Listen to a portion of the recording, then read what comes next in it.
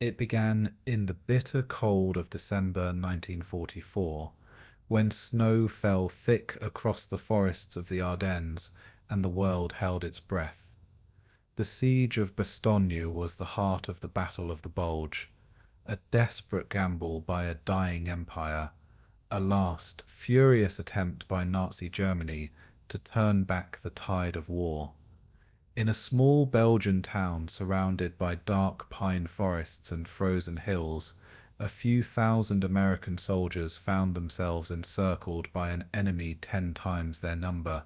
Cut off, outgunned and freezing, they faced annihilation. But they did not surrender. What unfolded in Bastogne was not just a military stand, it was a test of human will. For 7 days, the men of the 101st Airborne Division, alongside tank crews, artillerymen and engineers, defied the German onslaught, turning a forgotten crossroads town into a fortress of defiance. Their courage became legend, their stand immortal. This is the story of the Siege of Bastogne, the epic stand in the Battle of the Bulge. By December 1944, victory seemed near. The Allied armies had liberated France, crossed into Belgium, and stood poised on the borders of Germany itself. The end of the war in Europe felt inevitable. But Hitler had one final plan, a counter-offensive designed to split the Allied lines, recapture the port of Antwerp, and force the Western powers to negotiate peace on his terms. On December 16th, under the cover of dense fog and snow, the German army struck. Hundreds of tanks and divisions of battle-hardened troops surged through the Ardennes, catching the Allies completely off guard. The front line buckled. Entire units were scattered. A massive Bulge, the largest German offensive of the war in the West, tore through Belgium, driving deep into Allied territory. And at the center of it all lay a name that would soon become immortal: Bastogne. Bastogne was no ordinary town. It was a vital crossroads. 7 major roads converged there, making it the key to the German advance. Whoever held Bastogne controlled the movement of men, tanks, and supplies across the southern flank of the offensive. When the Germans surrounded it on December 19th, the town became a trap and a beacon.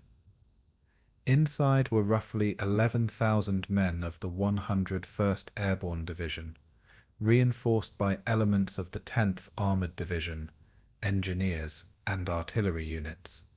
They had little food, almost no winter clothing, and dwindling ammunition. Their commander, Brigadier General Anthony McAuliffe, had been left in temporary charge, and under him the defenders dug in, determined to hold at all costs.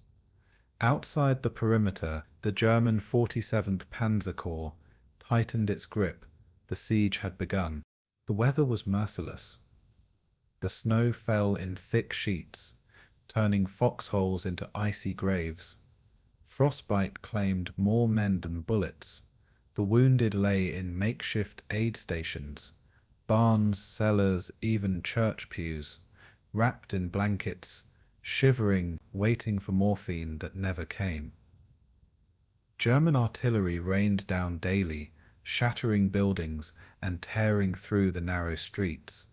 The defenders fought from one ruined house to another, firing from windows, slipping through snow and smoke. Tank crews huddled in their frozen Shermans, scanning the tree lines for movement. Paratroopers, veterans of Normandy and Holland, fought now not for ground or glory, but for survival. And still, through the blizzards and bombardment, they held. On December 22nd, a German delegation approached under a white flag. They demanded Bastogne's surrender, promising complete annihilation if the Americans refused. The message was brought to General McAuliffe, who read it, chuckled, and wrote a single word in reply: "Nuts." When the puzzled German officer asked for clarification, Colonel Joseph Harper explained, "It means go to hell." That one word became the spirit of Bastogne: stubborn, unyielding, defiant. As the siege dragged on, supplies ran out. Ammunition was rationed to a few rounds per man. Food was scarce, and the freezing cold turned rations to blocks of ice. Yet morale impossibly held. The men joked through the misery, sharing cigarettes and stories by candlelight. They believed help would come, and on December 23rd, the skies finally cleared. From above, the drone of engines filled the air as Allied transport planes broke through the clouds. Parachutes bloomed over Bastogne, carrying food, medicine, and ammunition. For the first time in days, hope returned. The defenders cheered, tears freezing on their faces, as the supplies fell like gifts from heaven. The siege had not yet broken, but the tide had turned. Then came the roar of engines in the distance. General George Sess, Patton's Third Army. Through snow and ice, Patton had done the impossible, pivoting his entire army northward in record time. On December 26, 1944, his tanks broke through the German lines and reached Bastogne. The siege was over. The defenders, ragged and half-frozen, greeted their rescuers with disbelief and pride. They had held against overwhelming odds, and in doing so, they had stopped the German advance dead in its tracks. Bastogne had become the hinge upon which the Battle of the Bulge, and perhaps the war itself, would turn. The cost was staggering. Thousands of soldiers, American and German alike, lay buried in the snow. The town of Bastogne was shattered, its streets lined with wrecked tanks and broken lives, yet from that ruin rose something greater. A symbol of endurance, of unity, of the indomitable spirit of those who refused to break. The Siege of Bastogne became legend, not because of victory, but because of what it revealed about the men who fought it. That courage is not the absence of fear, but the refusal to yield to it. The Battle of the Bulge would rage on for weeks, but its outcome was decided in that frozen town. The Germans had thrown their last dice. The Allies had held their ground, and from that moment forward the road to Berlin lay open. Tonight we return to that snowbound crossroads, to the foxholes, the frozen fields, the smoke-filled ruins, where ordinary men became immortal. This is the entire story of the Siege of Bastogne, the epic stand in the Battle of the Bulge, when courage, cold, and chaos collided in the heart of winter, and a single word, nuts, became the battle cry of freedom. Before we begin, tell me, where in the world are you tuning in from? And what time is it for you tonight? The last winter of the war came quietly to Europe. The forests of the Ardennes lay beneath a soft white quilt, their branches heavy with snow, their paths hushed, except for the distant groan of trucks and boots on frozen ground. The men who waited there were tired, their uniforms patched, their thoughts drifting toward home. Rumors whispered that it would soon be over, that the German army was broken, that the spring would bring peace. Fires burned low, hidden from the wind, and letters were read again and again by the glow of a cigarette. Somewhere in the distance, church bells rang faintly through the frost. Even the war, it seemed, had paused to breathe. The world held its breath, waiting for morning, and in that stillness, the line between peace and peril became as thin as the mist rising from the snow. The soldiers could not know that the quiet they felt was not the end, but the warning before a storm. The villages scattered through Belgium and Luxembourg seemed timeless under their frozen roofs. Children played in courtyards crusted with ice, unaware of how close the front truly was. Farmers trudged through snow with the same slow rhythm, as always, their carts creaking, their thoughts simple and enduring. To them the war was a distant noise, muffled by hills and miles. They heard of Allied advances, of Paris freed, of armies pushing east, and they began to believe in safety. Yet in every shadow of the forest, something moved. A convoy at night, headlights blacked out, the faint metallic clink of armor being prepared. No one understood what gathered in those woods, or how much it would cost to resist it. The world felt smaller with each falling flake, drawn inward toward the still heart of the Ardennes. In that shrinking quiet, time seemed to fold in on itself, as though the earth were bracing for impact. Among the Allied lines, the men of the 28th Infantry rested along the long ridges near Bastogne and Wiltz. They had fought through France and the Ardennes forest, and now they were promised rest. A few days to heal, to write home, to forget the smell of cordite. They built shelters from logs, traded stories, and cursed the cold with laughter that turned into steam. Rations were thin, but spirits were holding. Many believed they would spend Christmas in peace. A strange gentleness filled the days, a rhythm of patrols and card games, of frostbitten mornings and long, star-filled nights. The forest was their companion, vast, patient, and indifferent. And though their rifles leaned silently against the trees, each man felt something stirring, something too distant to name. The peace was too deep, too perfect to last. To the west, supply trucks rattled toward Liège and Namur, their drivers unaware of how fragile the roads ahead would soon become. The war machine of the Allies was vast. Columns of fuel, ammunition, and men stretched for miles, yet it moved like a creature half asleep. The commanders believed the German army could no longer fight with strength. Intelligence reports spoke of collapse, of confusion, of a nation too broken to rise again. In the frost-blind calm of December, that belief hardened into comfort. The idea of a final battle in the snow seemed impossible, almost absurd, and so the great machine slowed, lulled by victory's approach. The forests, the hills, the quiet villages, all conspired to hide the truth that would soon break through the mist. Beneath that illusion of calm, the cold was waiting to reveal its secret.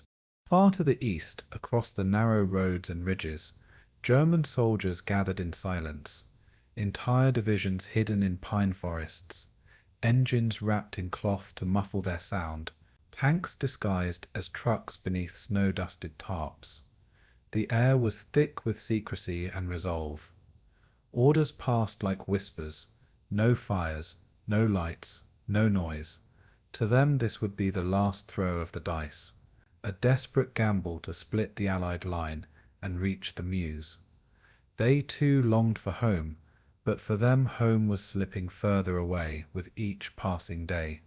Fear and faith intertwined in their hearts, like frost on glass, and as the nights grew colder, they waited for the signal that would turn stillness into thunder. The forest, it seemed, held its breath for both sides. In the nearby towns, the ordinary rhythm of life continued. Shops reopened, bells rang for mass, and people carried their bread through the snow. They spoke of loved ones at the front, and ration cards, and the strange calm of a war that felt distant again. Yet, under the peaceful tone of each conversation, there was a tremor, a kind of instinct that something unseen was coming closer. The wind carried faint vibrations that no one could name. Sometimes it sounded like far-away thunder, sometimes like the heartbeat of the earth itself. The villagers wrapped their coats tighter and told themselves it was only weather. They did not know the forest was already full of men, and in that unknowing the calm deepened, the silence thickened, and the air grew tense enough to shatter with a whisper. The soldiers in the Ardennes wrote home about the snow. They described its beauty, how it softened everything, the ruined houses, the broken fences, the scars of war. It made the world seem new again, untouched. Some said it reminded them of winters before the fighting, of skating on frozen ponds, of families gathered around fires. These letters were folded neatly, sent across oceans, carried through hands that had never known the cold of battle. To read them was to imagine peace, yet peace was a fragile illusion built from words. The snow covered everything, even fear. It was the perfect disguise. Beneath it, men and machines waited, ready to awaken. The winter front slept, but only for a little while longer. The horizon at dusk looked almost holy. The dying sun scattered gold across the ice, turning even the ruins beautiful. Soldiers stood in the stillness, watching the colors fade into blue, their breath rising like smoke from unseen fires. The sound of boots crunching on snow echoed softly through the forest paths. For a moment war felt far away, something belonging to another world. Yet behind that peace, behind every quiet hill, lay movement and intent, lines of force invisible to the eye, but heavy in the air. The stillness grew denser, the temperature dropped, and the stars came out one by one like cold eyes. A strange anticipation filled the night, as if history itself were pausing to listen. And somewhere beyond the trees, the first engines began to stir. By the time the first snowflakes of the new dawn began to fall, the calm had reached its deepest note. The world seemed wrapped in glass, each sound muted, each breath visible. Men stood at their posts, warming their hands, looking out over a horizon that revealed nothing. Then from far away, a faint echo rolled through the forest. Not thunder, not wind, but something heavier, older and unmistakable. It faded, returned, and then was gone again, leaving behind an emptiness that settled deep in the heart. The winter front was no longer sleeping, it was listening, and in that stillness something ancient began to wake, not just an army, but the memory of struggle itself. Soon the calm would shatter, soon the white world would burn again. And with the rising frost of that morning, the shadows in the pines began to move.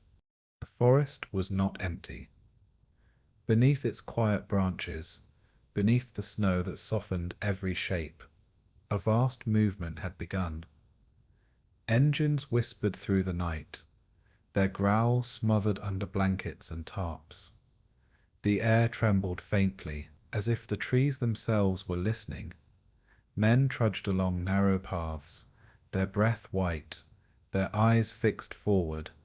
They did not speak, for silence was an order, and the forest carried sound like glass. Thousands moved, yet the world around them seemed untouched. A ghost army slipping through the pines, horses strained under frozen loads, sleighs creaked, and distant metal clinked softly beneath the frost.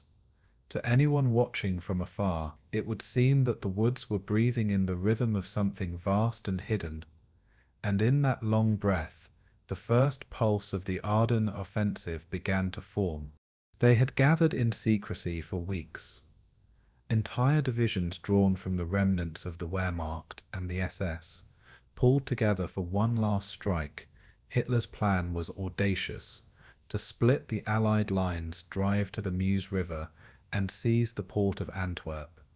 It was a dream of reversal, of turning defeat into sudden triumph.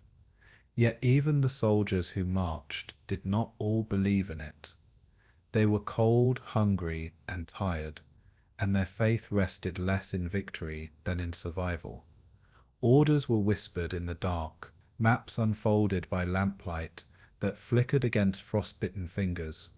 The roads that led through the Ardennes were narrow and treacherous, but the men moved as though the forest itself guided them.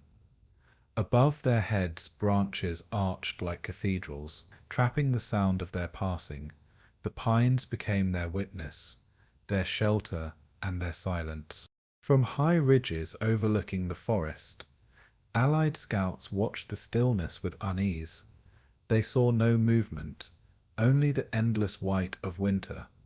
Reports had come in, strange noises at night, a faint red glow far beyond the lines, but nothing they could prove.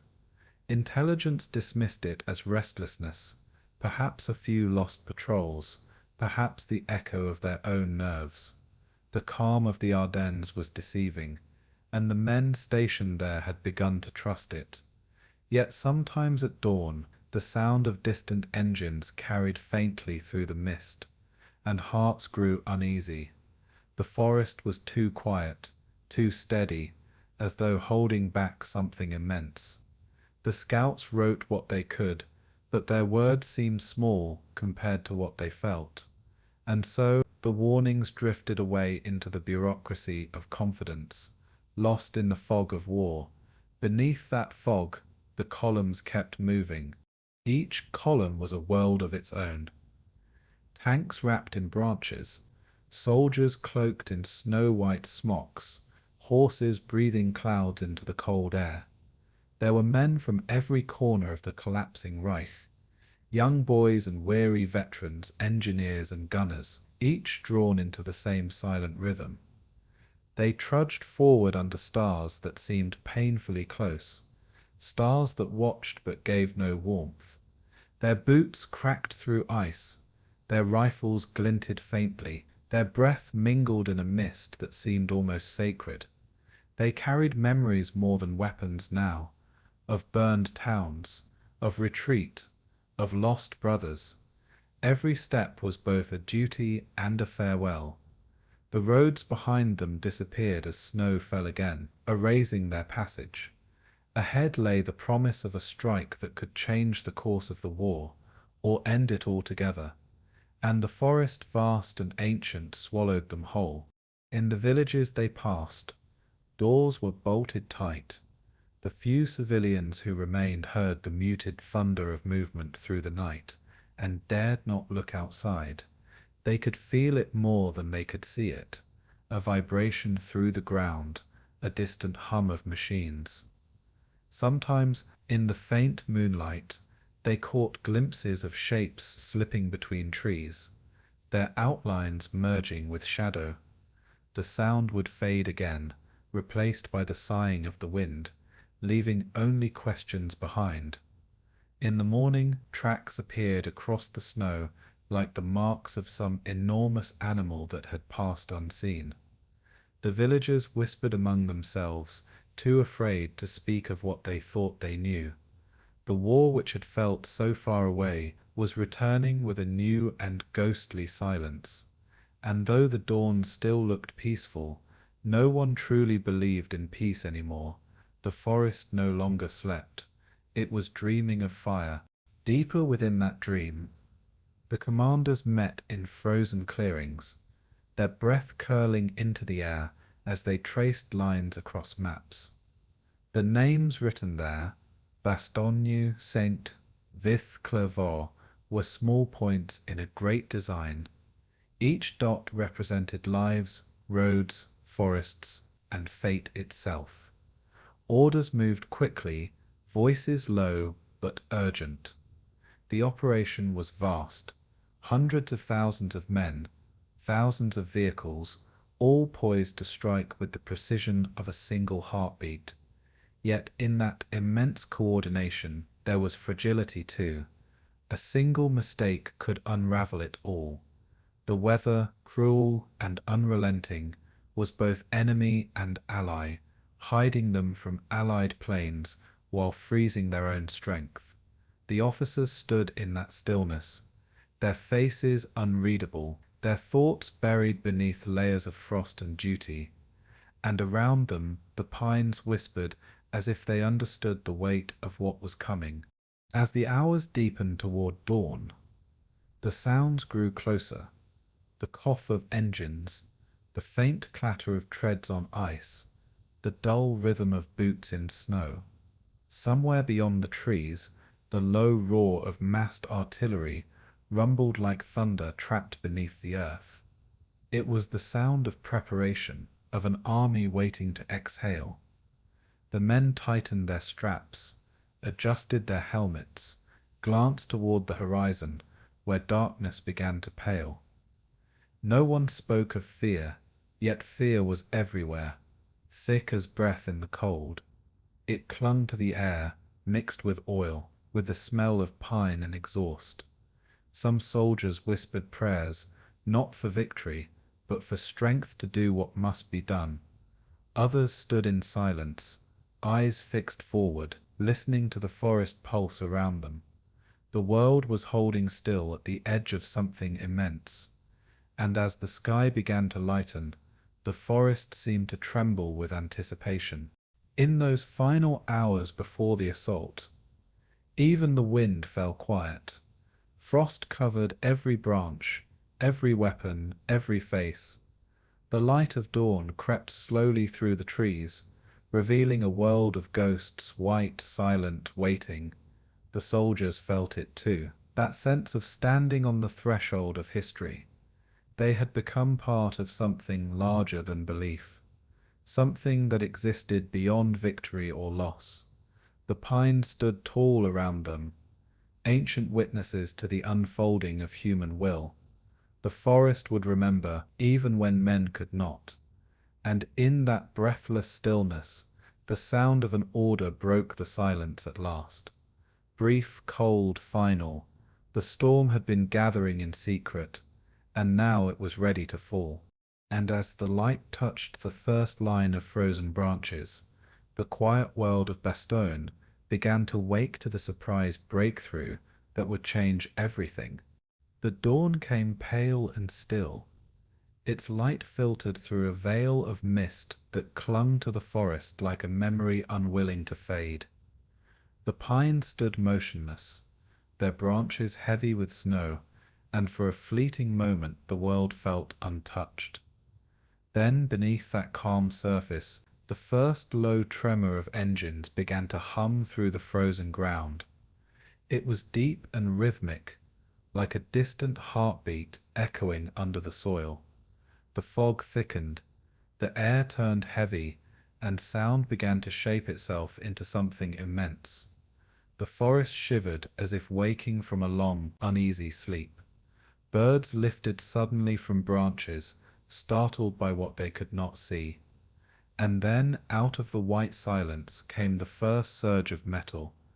Dark shapes moving through the mist, engines growling softly like beasts released from chains. The war that had slept beneath the snow had finally opened its eyes. Across the front, men stirred from their blankets in confusion. The night had been quiet, too quiet, and now the ground itself seemed alive. The rumble grew louder, no longer a whisper, but a rolling tide that swallowed every other sound. Allied soldiers peered into the fog, seeing nothing but pale shadows that moved and dissolved in the distance. Some thought it was thunder, others the echo of trucks far away. But the noise kept coming, closer, denser, until it filled the air like a living thing. Radios crackled without clarity, orders blurred in static and disbelief. The winter front that had been so calm only hours before now trembled with unseen power, and before the men could understand what they were hearing, the first shells began to fall, soft at first, like heavy rain striking deep snow. The white serenity of morning had become a storm of sound and confusion.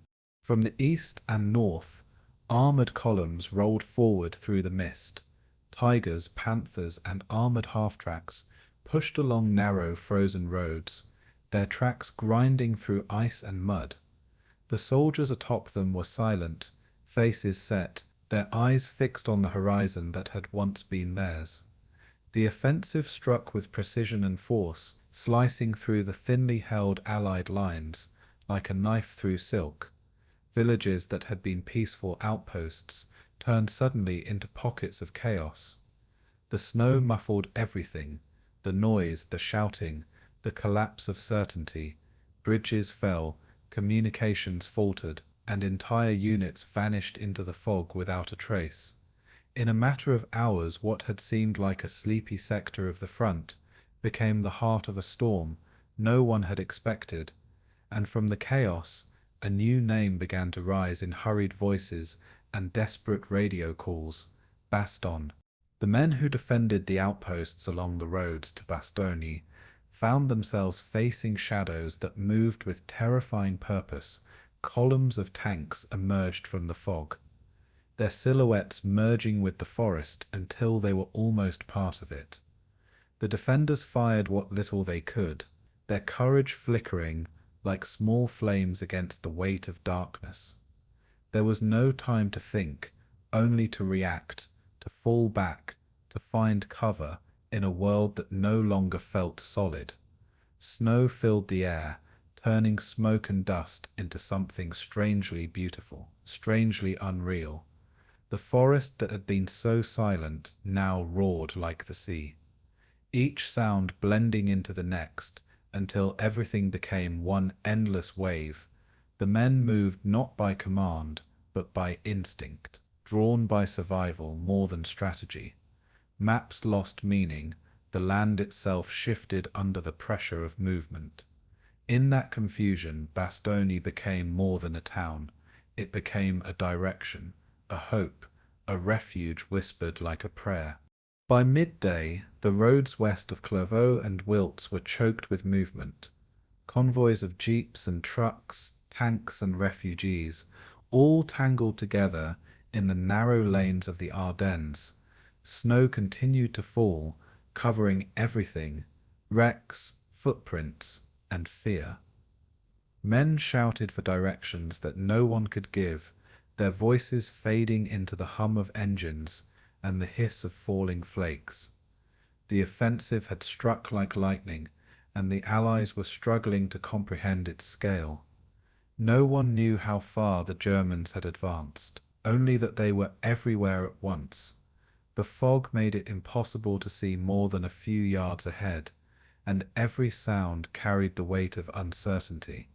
Soldiers moved by instinct, following the faint echo of retreat toward the west, and amid the confusion, someone muttered again, the word that had begun to spread like wildfire: Bastogne, the place where they might hold the line. Through the fog and snow, the world seemed to dissolve into fragments. A field of white stretched endlessly, broken only by dark lines of trees and the fleeting flash of metal. The sound of engines rose and fell like breath, and the smell of oil and pine filled the frozen air. Somewhere, a church bell rang, faint, fragile, almost lost, as though trying to remind the world of something it had forgotten. The war moved past it, unstoppable, impersonal yet strangely beautiful in its vastness. The Ardennes became a landscape of ghosts and echoes, of men who disappeared into the mist before they could even be remembered. For the soldiers falling back toward Bastogne, the forest seemed endless, a labyrinth of frost and exhaustion. They clung to the hope that beyond the next ridge, beyond the next bend, they would find safety or order again. The sound of tank treads behind them became a constant pulse, a reminder that time itself was closing in. And through that haze of snow and sound, the legend of Bastogne began to take shape. Far behind the lines, Allied headquarters struggled to understand what was happening. Reports arrived in fragments, each more urgent than the last. Some spoke of small breakthroughs, others of entire divisions overrun. Maps were covered in red arrows that grew longer by the hour, bending westward toward the heart of Belgium. The generals spoke quietly, their words measured but heavy. They realized too late that the enemy had achieved surprise, complete, devastating surprise. It was a plan born of desperation, but executed with frightening precision. The calm of the Ardennes had been a mask, and now it had shattered. The question was no longer whether the Germans were attacking, but where they would stop. And in the middle of every conversation, one name kept surfacing, steady as a heartbeat: Bastogne. As the sun sank behind the hills, the snow glowed faintly blue, and the fog thickened once more. The battle was still unfolding, but already its shape was clear. A wave pushing west, relentless and cold. Along the ridges, stragglers gathered, their faces pale, their breath heavy in the dying light. They spoke in low tones, sharing what little they knew. Some had seen the armor columns, others had only heard them. All felt the same unshakable truth. Something vast was moving toward them, and they were not ready. In the fading light, the pines stood dark against the horizon, like sentinels watching history pass beneath their roots. The storm that had begun in secrecy now moved openly, devouring the calm of the winter front. And in the distance beyond the snow and confusion, a quiet town waited unknowingly for its destiny. As night fell over the Ardennes, the roads toward Bastogne filled with the echo of retreat, and in that echo, the call of the next chapter was already beginning to rise. The order came in the grey stillness before dawn. It was not shouted or celebrated, but spoken quietly, passed from one weary man to another, like a message written in frost. The 101st Airborne, resting in the rear, after months of battle, was to move again. Outside, freezing rain fell in steady sheets, coating helmets, weapons, and the bare branches of the trees. The men stirred from their tents, blinking through the chill, unsure if they were waking to another march or a dream of one. They were told the Germans had broken through, that a town called Bastogne was in danger. Few knew where it was, fewer still cared. What mattered was the tone in their officers' voices.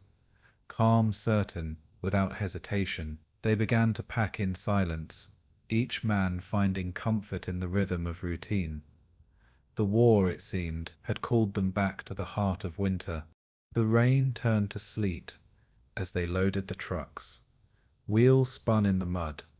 Engines growled against the cold, and breath hung thick in the air.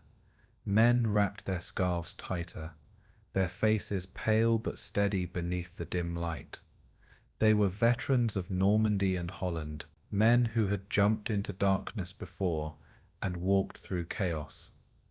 Now they moved again, not by air but by road, through the frozen veins of Belgium. Their boots were soaked, their gloves stiff with ice, yet no one complained. The air smelled of wet earth and exhaust, of wool and smoke and determination.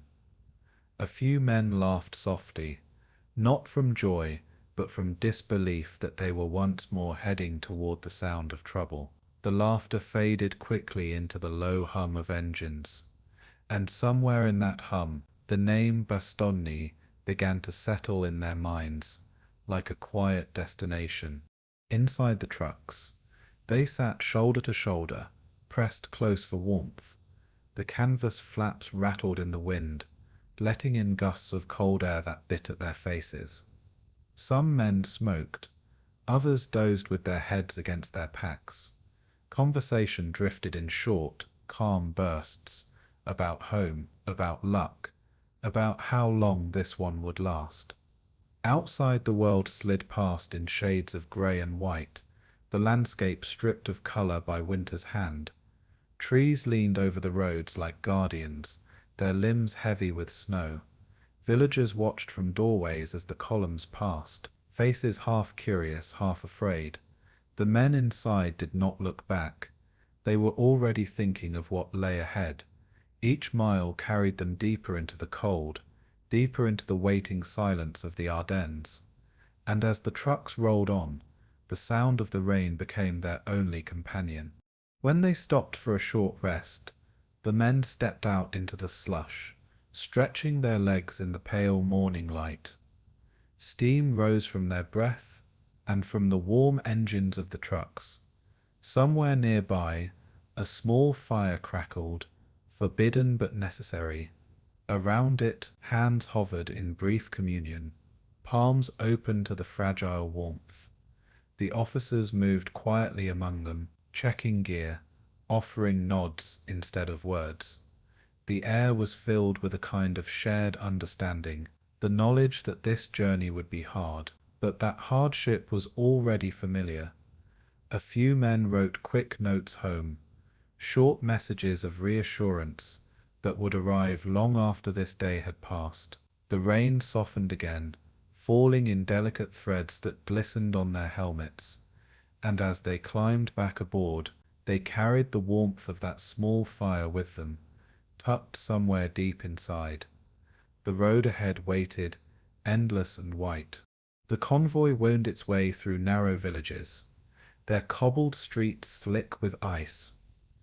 Children peered from behind shutters, their eyes wide with something between awe and sorrow.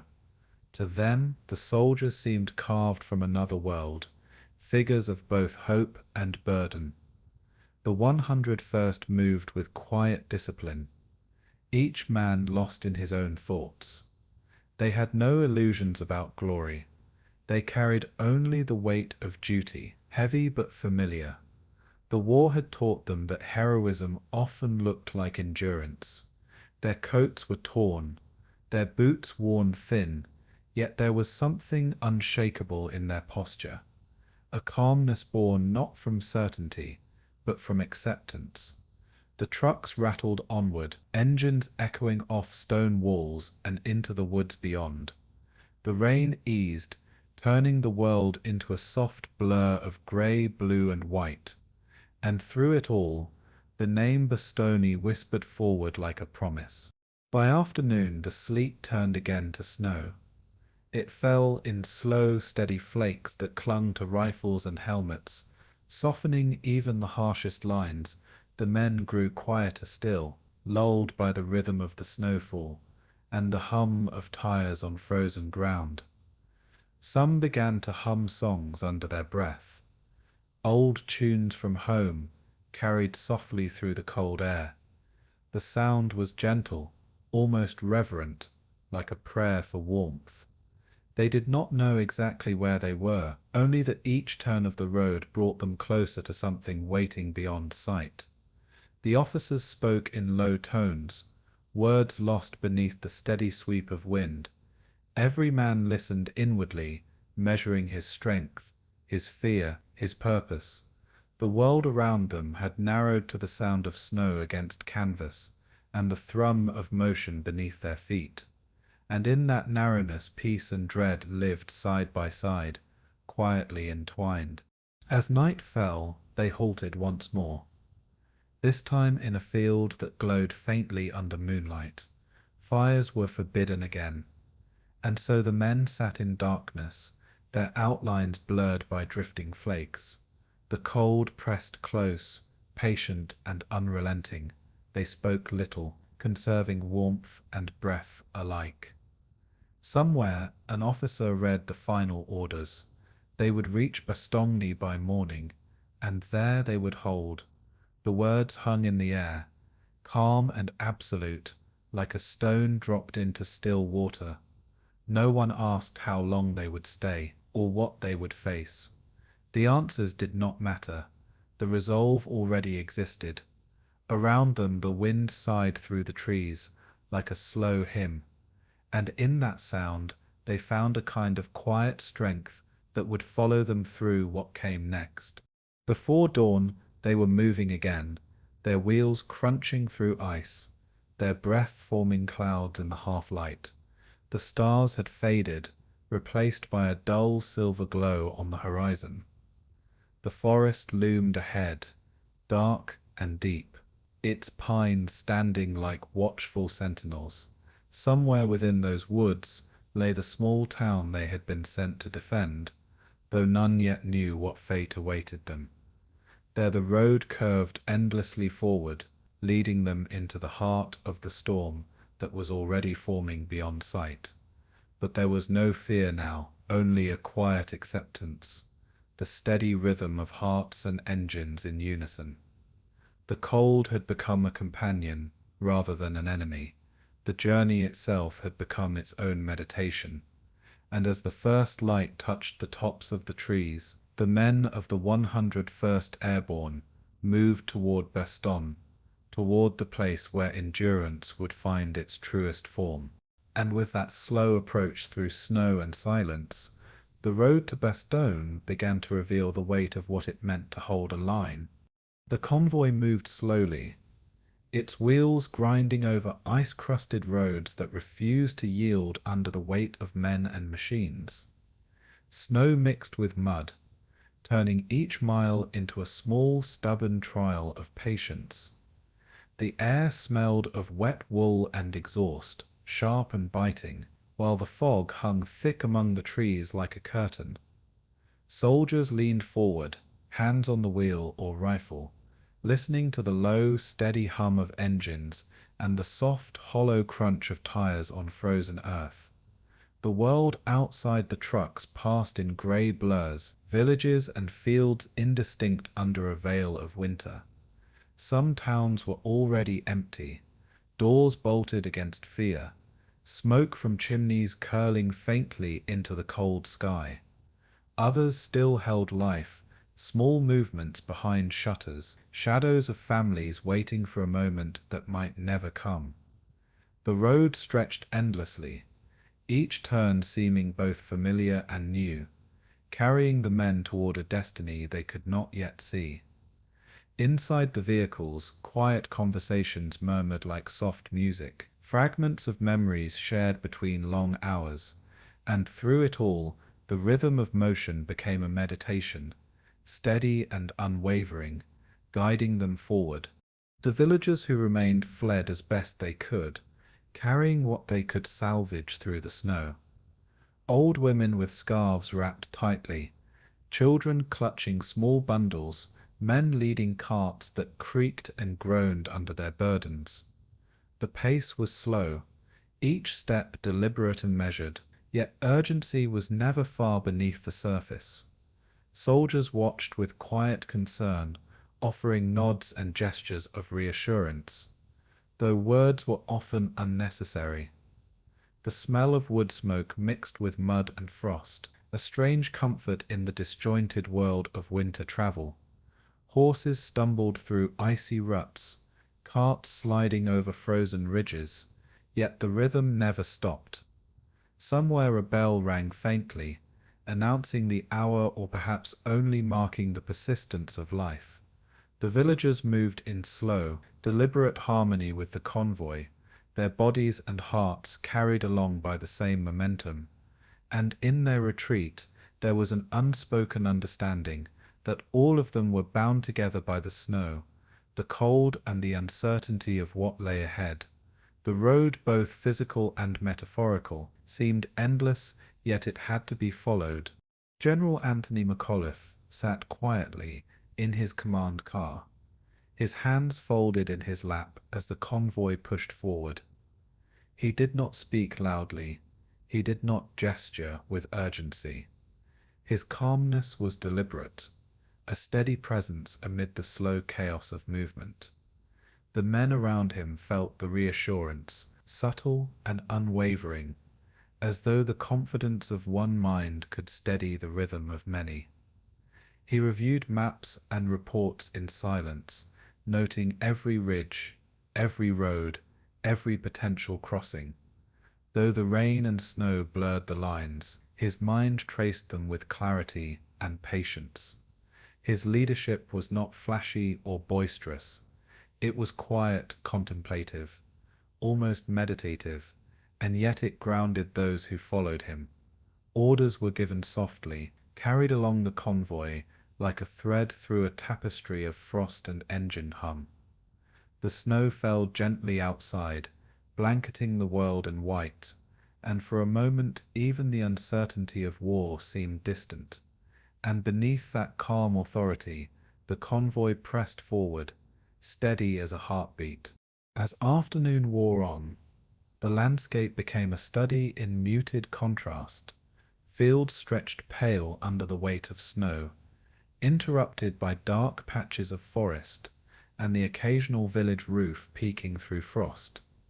The men trudged forward through the grey light, listening to the wind sigh through skeletal branches, counting the miles in silence. Each hill brought a brief rise in the tire's struggle, a subtle vibration beneath the feet, and a soft rhythm that kept the march moving. Conversations had thinned, replaced by reflection, memory, and the occasional whispered observation of the world passing too quickly to notice. The towns emptied of life, held the echo of footsteps, and the distant creak of wagons, resonating faintly against frozen walls. The convoy was both alone and part of a greater whole, moving as though the snow itself guided them.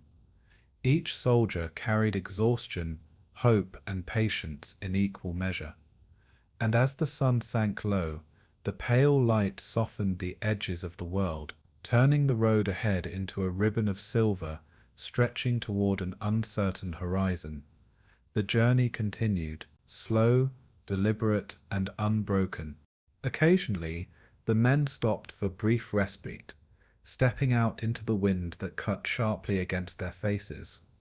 Frost clung to eyebrows and eyelashes, and gloves stiffened into brittle shells.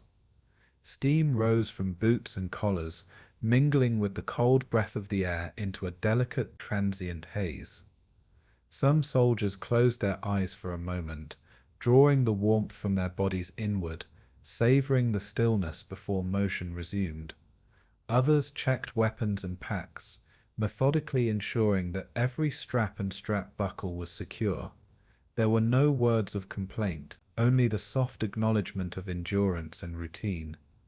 Each step, each motion became a meditation, a quiet ritual performed beneath the indifferent sky. Even the sound of distant wind felt purposeful, a soft rhythm to accompany the trudging convoy. And as they climbed back into the trucks, the journey resumed, steady and inevitable. The road stretched forward, white and quiet, carrying them closer to the unknown that awaited at Bastogne. The villages through which they passed offered brief glimpses of what had been normal life. Horses pawed at the ground, small birds moved nervously in the branches, smoke drifted from hidden chimneys, windows reflected pale daylight, showing only empty streets and frozen gardens. Each stop, each glimpse, reminded the men of what they were leaving behind, and what they were moving toward. The rhythm of tires, the hum of engines, and the occasional murmur of voices were all that anchored them in the present. The snow fell more steadily now, muffling the world outside into a soft, uniform grey. Yet beneath that softness there was momentum, a quiet inevitability that pushed them forward. Every mile passed beneath the weight of history, their bodies and minds moving in tandem with the unseen pull of duty. And somewhere in that silence, the name Bastogne began to grow heavier, whispered from one to another like a fragile promise. The destination became less a point on a map, and more a thought, a goal carried in the mind's eye. Evening arrived with muted light, stretching shadows across the icy fields. The trucks slowed, wheels spinning in deep patches of snow, and the men leaned into the cold as they pressed onward. Conversation was nearly gone now, replaced by rhythmic breathing and the soft, steady hum of engines. The forest around them seemed endless, each ridge and bend merging with the next. There were moments when the world seemed suspended in a fragile balance, neither moving nor still. In those moments the men felt a quiet unity, a shared patience born from long practice and collective endurance. Every mile was measured not in distance but in persistence, each one a step toward something larger than themselves. General McAuliffe's presence was felt without words, a silent guidance threading through every movement, and as the pale light dimmed further, the convoy continued, tire tracks weaving a slow, steady rhythm into the snow. Bastogne lay ahead, distant but inevitable, waiting silently in the whiteness. By nightfall, the road became a line of dark shapes against the snow, stretching toward the horizon like a quiet river of motion. The men inside each truck leaned back, eyes heavy, breathing slow, their hands still warm from the engine's heat. Frost gathered on their coats, glinting faintly in the silver glow of moonlight. Conversations were sparse, gentle, drifting toward memories of home, or the soft rhythm of prayer. Even the wind seemed to respect their quiet brushing past without interruption. They could sense that the forest around them was older than the war, older than the men, holding every sound and motion in patient memory. The trucks moved like slow tides, carrying their cargo steadily toward destiny. The journey had become a meditation, a careful, deliberate unfolding of time in snow and silence. And with every mile, the name Bastogne grew in weight and clarity, whispered softly among the men who would soon make it their stand. And in the stillness of that winter night, the road carried them onward, each movement a quiet step toward what they were born to hold. The town of Bastogne lay quiet beneath a thick blanket of snow, its streets narrow and hushed as if holding their breath. Around it the German columns moved with silent precision, closing a ring that transformed the town into an island. The frozen landscape seemed endless, yet every ridge, every tree line, became a boundary, a line beyond which the world had been cut away. Soldiers inside the town watched the horizon, listening to distant murmurs carried faintly through wind and snow. Maps were spread across tables, candles flickering, highlighting lines and arrows that converged on their position. Every point marked a reality they could scarcely believe: roads blocked, supply lines severed, escape impossible. Yet the people of Bastogne did not despair. They moved with quiet purpose, checking their positions, reinforcing barricades, sharing wordless glances that carried more reassurance than speech. The snow outside softened the sharp edges of fear, lending it a muted, almost distant quality, and in that muted fear, a determination began to take root, steady and slow, like the first frost on a window pane. Whispers circulated through the town's narrow alleys and makeshift headquarters. Soldiers spoke softly of units lost, of columns seen in the distance, of towns abandoned to the snow. Civilians huddled in basements and attics, listening to the cadence of heavy boots echoing faintly in the cold streets. Some spoke of disbelief, others of stoic acceptance. The sense of isolation was absolute. The town held tightly by forces beyond its control, yet not yet touched in full. Snow drifted in through cracks and chimneys, settling silently on roofs, on rifles, on the worn faces of those who stood watch.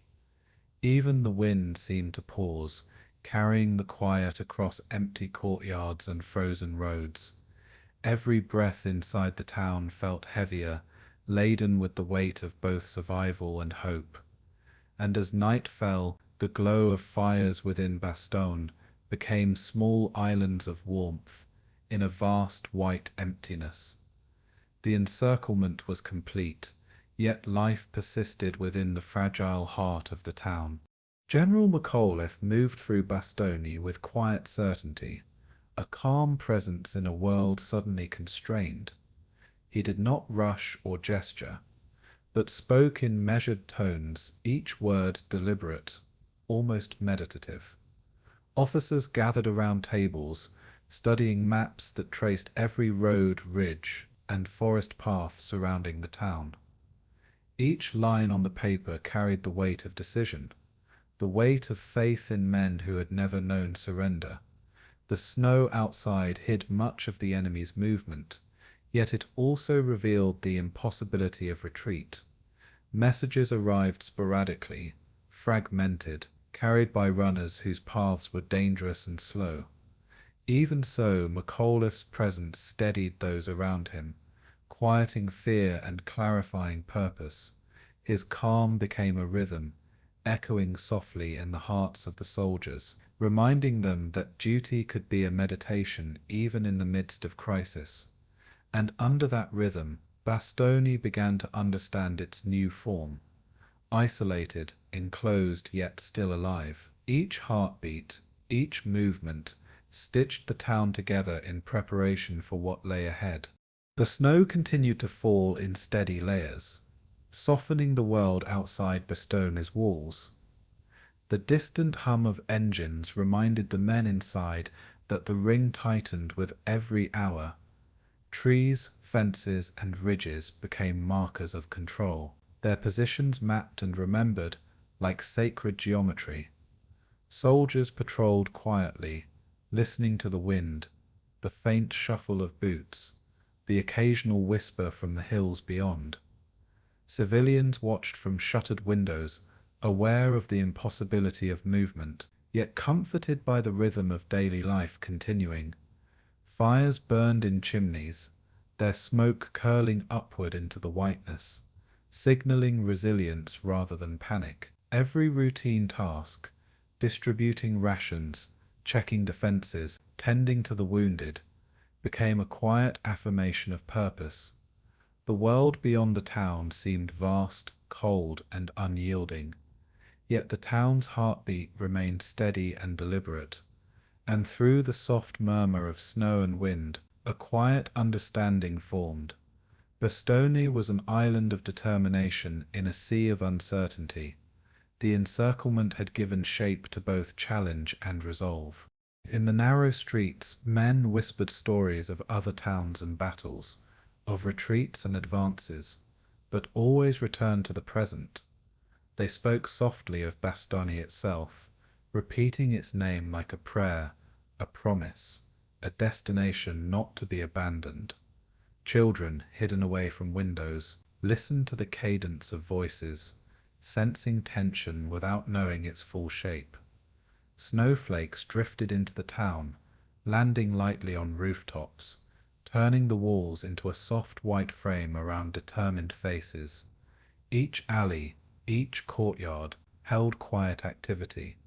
The careful arrangement of supplies, the sharpening of tools, the slow pace of preparation. No one spoke of panic. There was only measured attention, a calm that carried each person through the long hours. The weight of isolation was shared in silence, heavy but steady. Outside, the enemy's presence was a quiet pressure, invisible yet undeniable. And as the evening deepened, the town held itself together, each heartbeat a reminder that faith could shape endurance. Bastogne, wrapped in snow and quiet, was becoming more than a town. It was a statement of resolve. Through the night, signals passed along the perimeter, faint but steady. Scouts moved like shadows across frozen fields, returning with reports whispered in the dark. Officers gathered in small groups, exchanging information with hushed urgency, consulting maps and charts that traced the invisible fingers of encirclement. Each line, each road, each ridge carried both risk and opportunity, the weight of choices that could not be delayed. Snow fell continuously, softening the harsh edges of the town, while concealing the movements beyond. Soldiers inside listened to the wind, interpreting its rhythm like a language, noting when it shifted and when it held steady. The townspeople adapted to the cadence, allowing it to guide their own routines, their own small rituals of comfort. And in the quiet, a strange harmony formed between isolation and vigilance, a coexistence that turned fear into patient readiness. Bastogne existed in its own rhythm now, enclosed yet unbroken. The ring tightened, but so did the unity within. Morning arrived pale and silver, light refracted by snow and mist.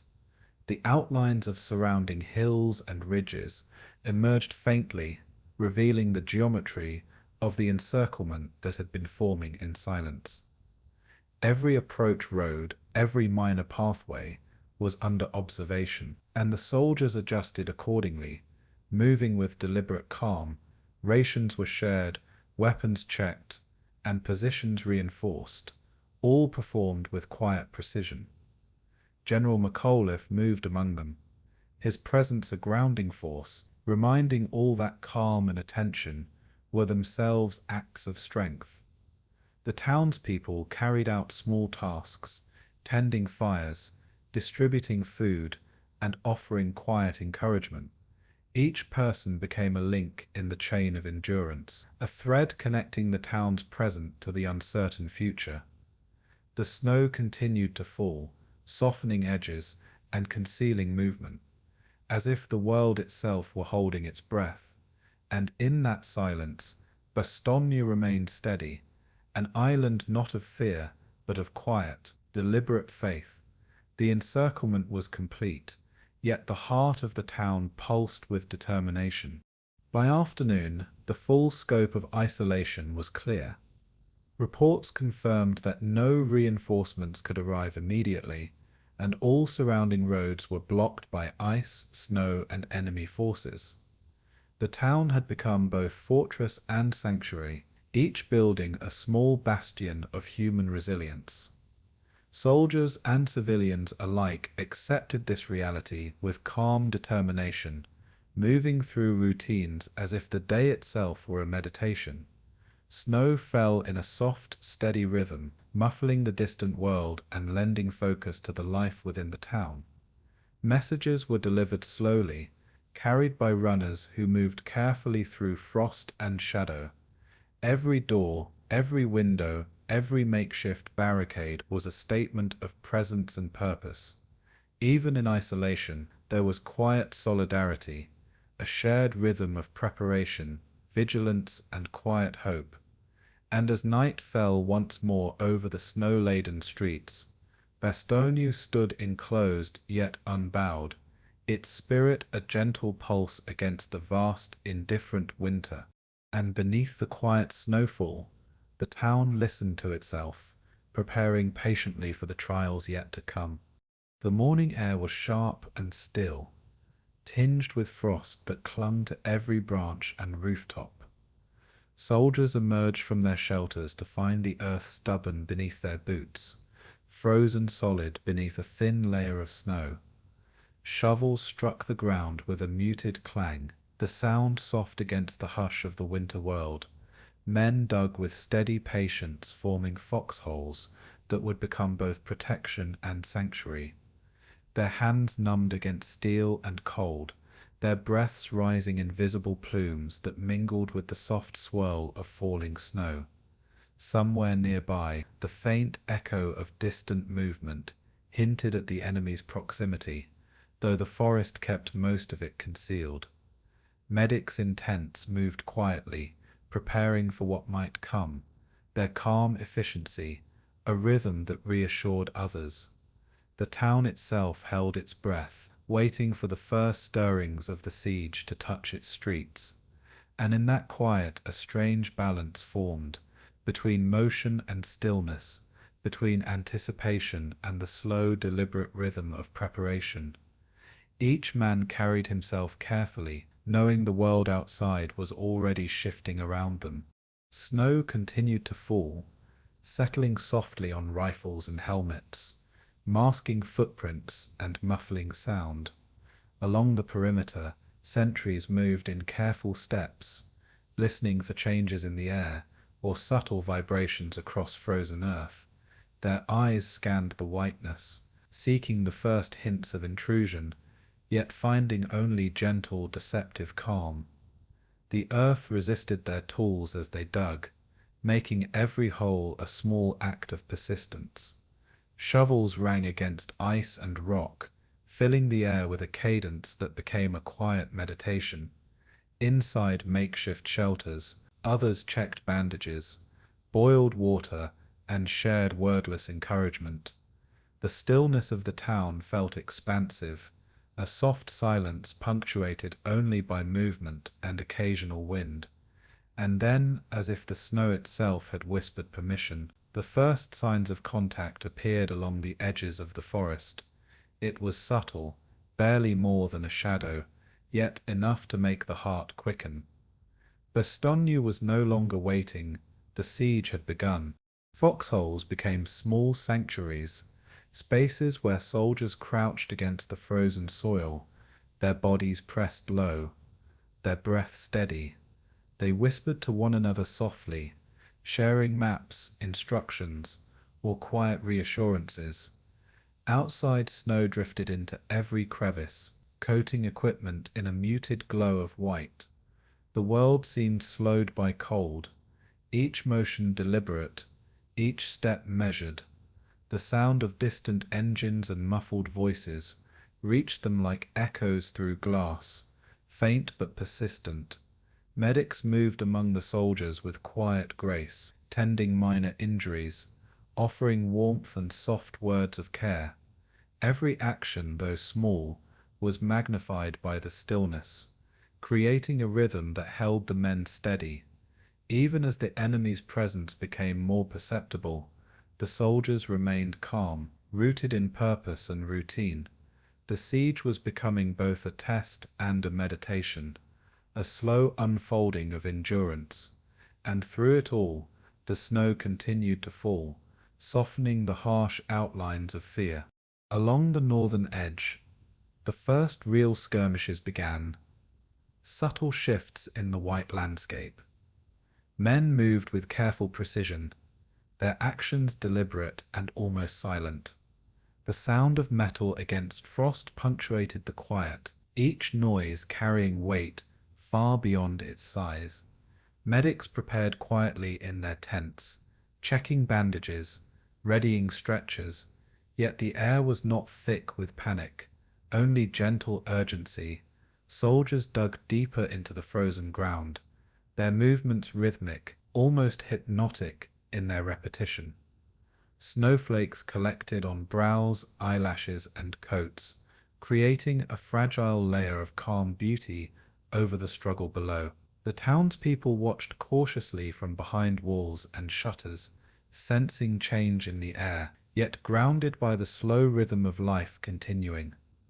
Even in these first encounters, there was no rush, no frantic chaos, only measured action amid steady observation. And as the day unfolded, Bastogne began to feel both small and vast, isolated yet alive.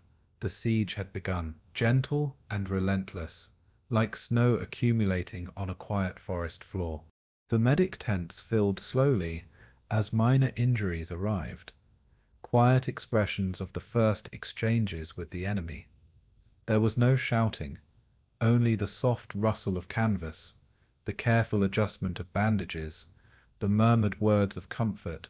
Soldiers moved past in deliberate steps, their faces calm but alert, aware of what each moment might demand.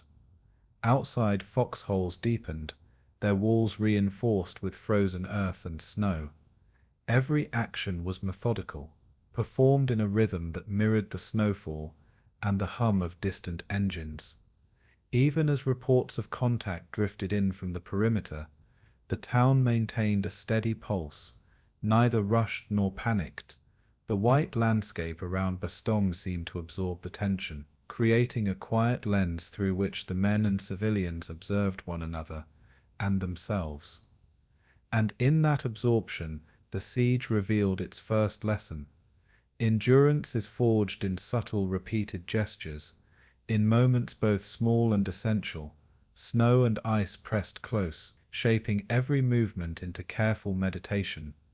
The day carried on in quiet motion, as if the town itself were holding its breath alongside its defenders.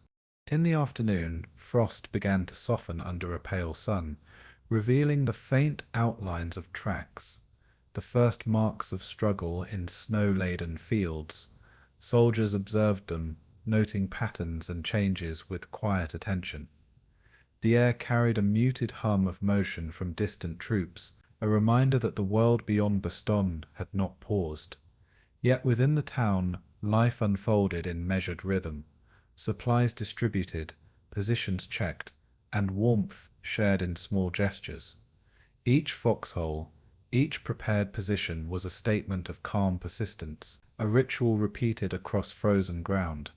Medics moved silently, tending to the men with gentle hands, steadying nerves more than bodies.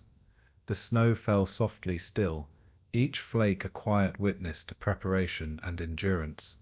Soldiers whispered names and observations, their voices barely audible above the gentle sweep of wind. And as shadows lengthened across the white fields, Bastogne began to feel the first weight of isolation, yet remained steady, contained, and quietly determined. The siege stretched ahead, infinite in patience, and quiet in its power. Evening came with a soft silver glow that muted all edges of the town. Soldiers huddled into foxholes, their breath forming clouds that mingled with the snow-laden air. The hum of activity was calm yet persistent, a subtle rhythm that carried the town into night. Medics continued their work by candlelight, the small flames reflected in the frozen frost, lending warmth to the quiet. The perimeter remained tense, the first clashes leaving traces of sound, yet nothing erupted beyond the measured soft exchanges of movement. Inside, men shared quiet words, maintaining routine and purpose in the face of growing pressure. The snow continued to accumulate, muffling distant noises, creating a sense of suspended time. The first day of conflict had passed in both motion and stillness, shaping the town and its defenders into a rhythm of endurance. And as night deepened, the foxholes, the tents, and the quiet streets became sanctuaries of patience and preparation. Bastogne waited steady and calm beneath the first snowfall of its long siege. By midnight, the town was quiet again, snow settling like a soft veil over rooftops and roads. The gentle sounds of shovels, boots, and whispered instructions continued in measured rhythm, echoing the day's pattern. Soldiers rested where they could, warm enough to survive, but aware of the world just beyond sight. Medics checked their spaces once more, preparing for whatever the coming hours might bring. Outside, the wind swept across the frozen fields, carrying distant sounds that hinted at both movement and stillness. Each man felt the weight of isolation, yet carried it with calm resolve, rooted in duty and rhythm. The snow, thickening under moonlight, softened edges and erased the harsh clarity of distance. Bastogne existed now as both refuge and front, a small island of life within a vast winter landscape. And through the quiet night, the siege continued, eternal and soft, shaping patience as much as it tested endurance. And in the hush of snow and foxhole, the first day of Bastogne's trial settled like frost, slow and unbroken, carrying the town gently toward what was to come. Beneath the snow-laden rooftops of Bastogne, families gathered in cellars and quiet rooms, seeking warmth and solace. The wind pressed against shutters, carrying distant sounds that hinted at movement and tension. Yet inside the walls, time slowed. Children huddled close to parents, small hands clasped in gentle prayer, voices soft and rhythmic. The smell of wood smoke mixed with the damp earth of the cellars, grounding them in a fragile sense of normalcy. Some families whispered stories to pass the hours, tales of spring gardens or distant holidays, a contrast to the grey light outside. The soldiers above maintained their careful watch, and the rhythm of human life beneath the town continued quietly. Every breath, every shuffle of a foot on wooden floors, became part of the town's steady heartbeat. Even in fear, there was a meditation in movement, a gentle routine that offered control, and in that gentle routine, the civilians found quiet strength, a resilience that would carry them through the hours ahead. Bastogne, though encircled and tense, cradled life beneath its snow-coated streets. Outside, the snow drifted softly into streets emptied of hustle, turning roads into soft ribbons of white. Windows reflected pale daylight, hinting at the calm that endured even as the siege tightened. Children listened to distant noises, their ears attuned to the whisper of boots, or the murmur of the wind across the rooftops. Parents whispered assurances, steadying hearts more than bodies, offering warmth in words and gestures. The cellar walls seemed to absorb sound, transforming fear into a slow rhythm of patience. Fires flickered in hidden hearths, casting faint glows that danced across tired faces. Water boiled softly on stoves, scenting the air with the smell of warmth and sustenance. Even in isolation, the rhythm of domestic life created a quiet counterpoint to the tense world beyond. And as shadows lengthened against the pale snow, families tucked closer together, each heartbeat a quiet act of resilience. Bastogne's civilians existed within the rhythm of snow, wind, and whispered reassurance. The children, curious yet careful, traced patterns in frost-covered windows, watching the world muted by snow. Their laughter was soft, tentative, an echo of normality in the hush of winter. Occasionally, distant sounds reminded them that the world outside was alive and shifting. Yet even then, their prayers returned, whispered with rhythm and care, offering comfort to themselves and those around them. Mothers and fathers moved in slow, deliberate gestures, preparing food or arranging blankets, each motion an anchor in uncertainty. The cellar's earth floor pressed cold beneath small feet, yet warmth traveled through bodies close together. Shadows of parents' hands crossed walls, shaping stories and quiet reassurance. The air smelled faintly of smoke, bread, and damp wool, grounding each moment in sensory familiarity. And with every gentle breath, the children learned a lesson in patience, in quiet endurance, in the subtle strength of being present. Bastogne's streets above held tension, but below life found its rhythm. Elderly residents moved carefully along narrow passageways, carrying supplies and water, their movements slow but assured. Each gesture was deliberate, a measure of care learned over decades. The snow outside made the town seem smaller, softened the edges of fear, and lent a stillness that both comforted and reminded them of fragility. Conversations were hushed, voices carrying memories as well as instructions, sharing wisdom with those who would listen. Even pets moved in quiet obedience, sniffing and pacing, as though attuned to the rhythm of human endurance. The cellar became a sanctuary, a womb of warmth and routine against the vast, indifferent winter beyond. Each person contributed to a silent choreography of survival, small acts stitched together into a shared pattern. The distant hum of the siege above was present, yet softened by the insulating walls and snow-laden roofs. And in the gentle sway of the household, fear became tempered by the meditation of daily care. Bastogne's civilians lived quietly, their resilience woven into every breath and step. Meals were prepared with care, measured portions stretched across families, a slow ritual of sustenance. Children helped in small ways, carrying water or arranging firewood, learning rhythm through repetition. The taste of bread, the warmth of soup, and the smell of boiling water became markers of continuity. Conversations drifted between caution and memory, a gentle balance of awareness and calm. Candles flickered against walls, shadows dancing softly, offering light without urgency. The snow outside softened further, muffling distant movement and transforming streets into silent corridors of white. Every task, though small, reinforced a sense of agency, a quiet counterbalance to the siege's weight. The town above hummed with tense vigilance, yet below, life persisted in a slower, deliberate tempo. And through these hours, civilians found an inner cadence, a rhythm of calm amidst uncertainty.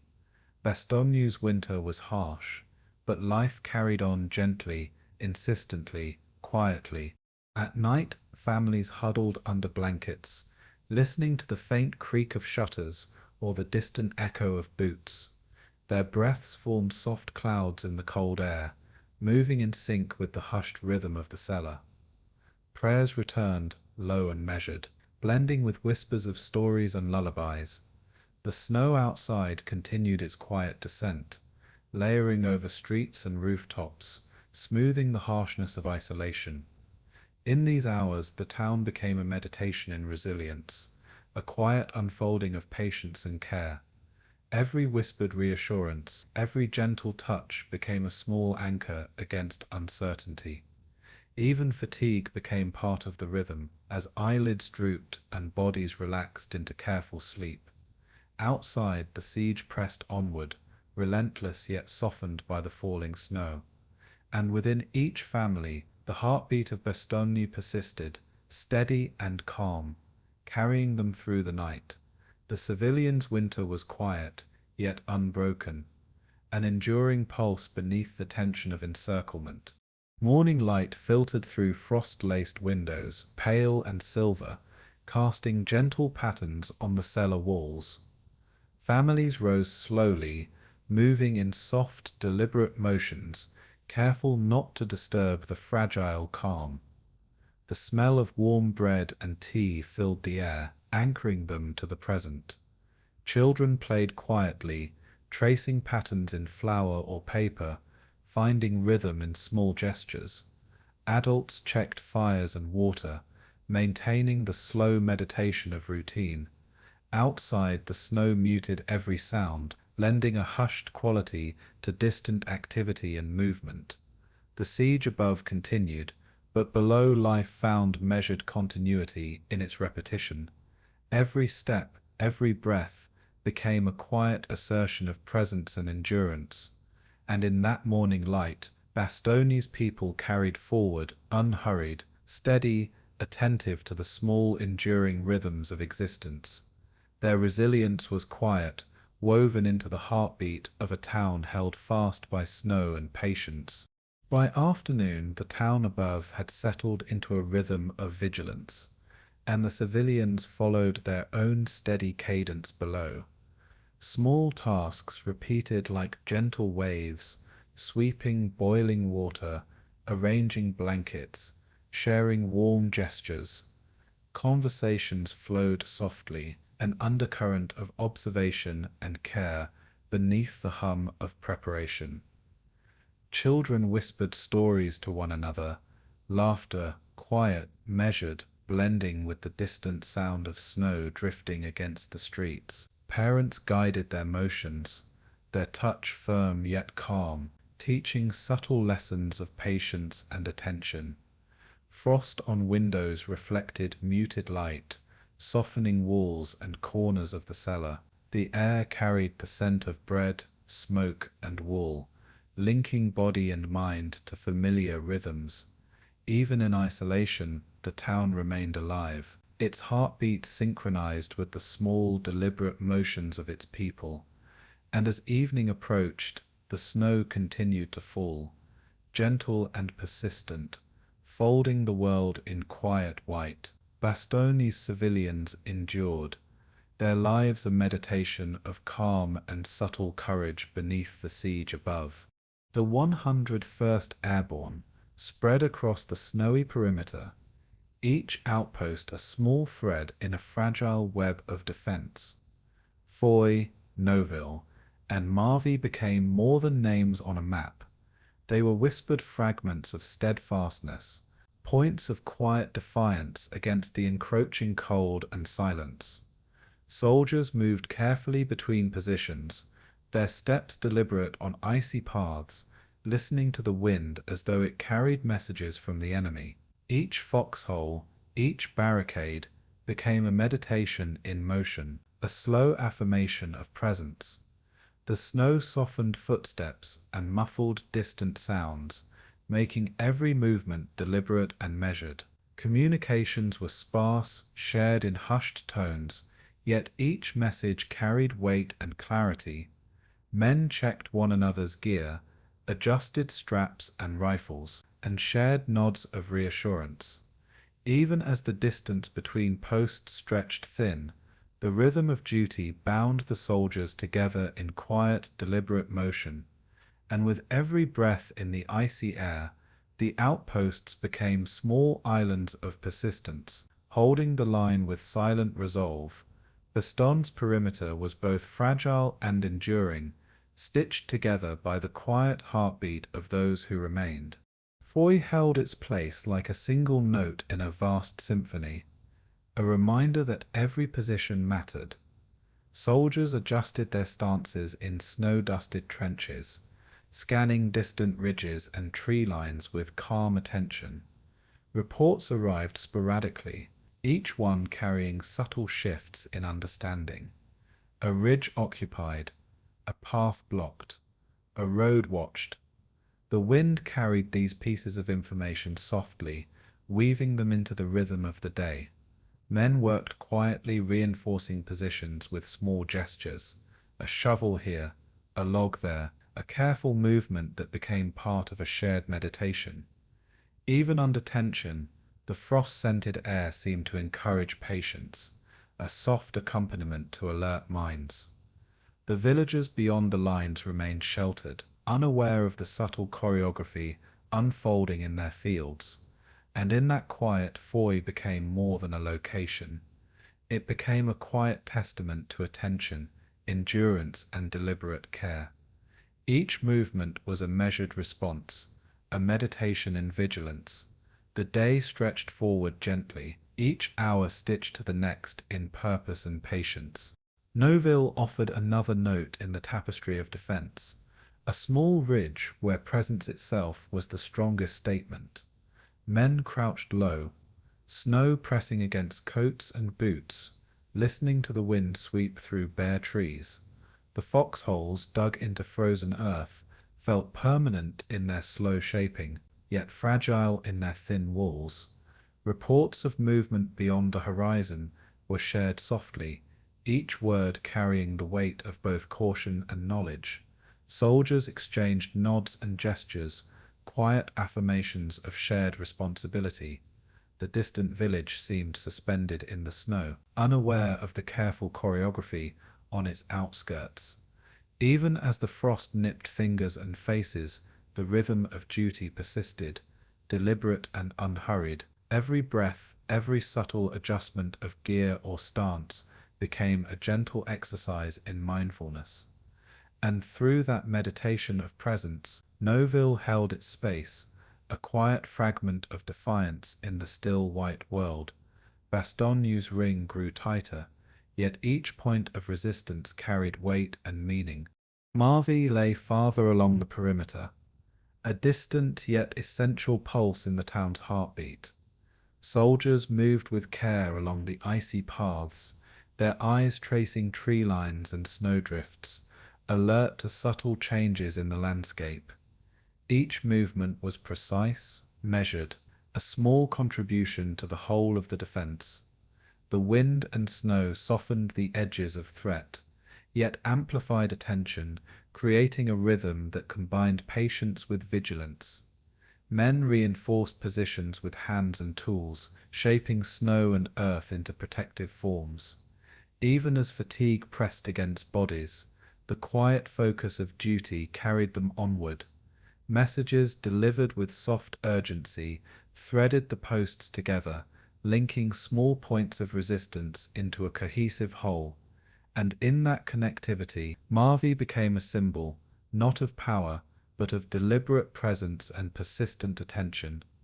Each soldier understood that endurance was woven from small, consistent gestures. The outpost, quiet and steady, held the line with patience and care.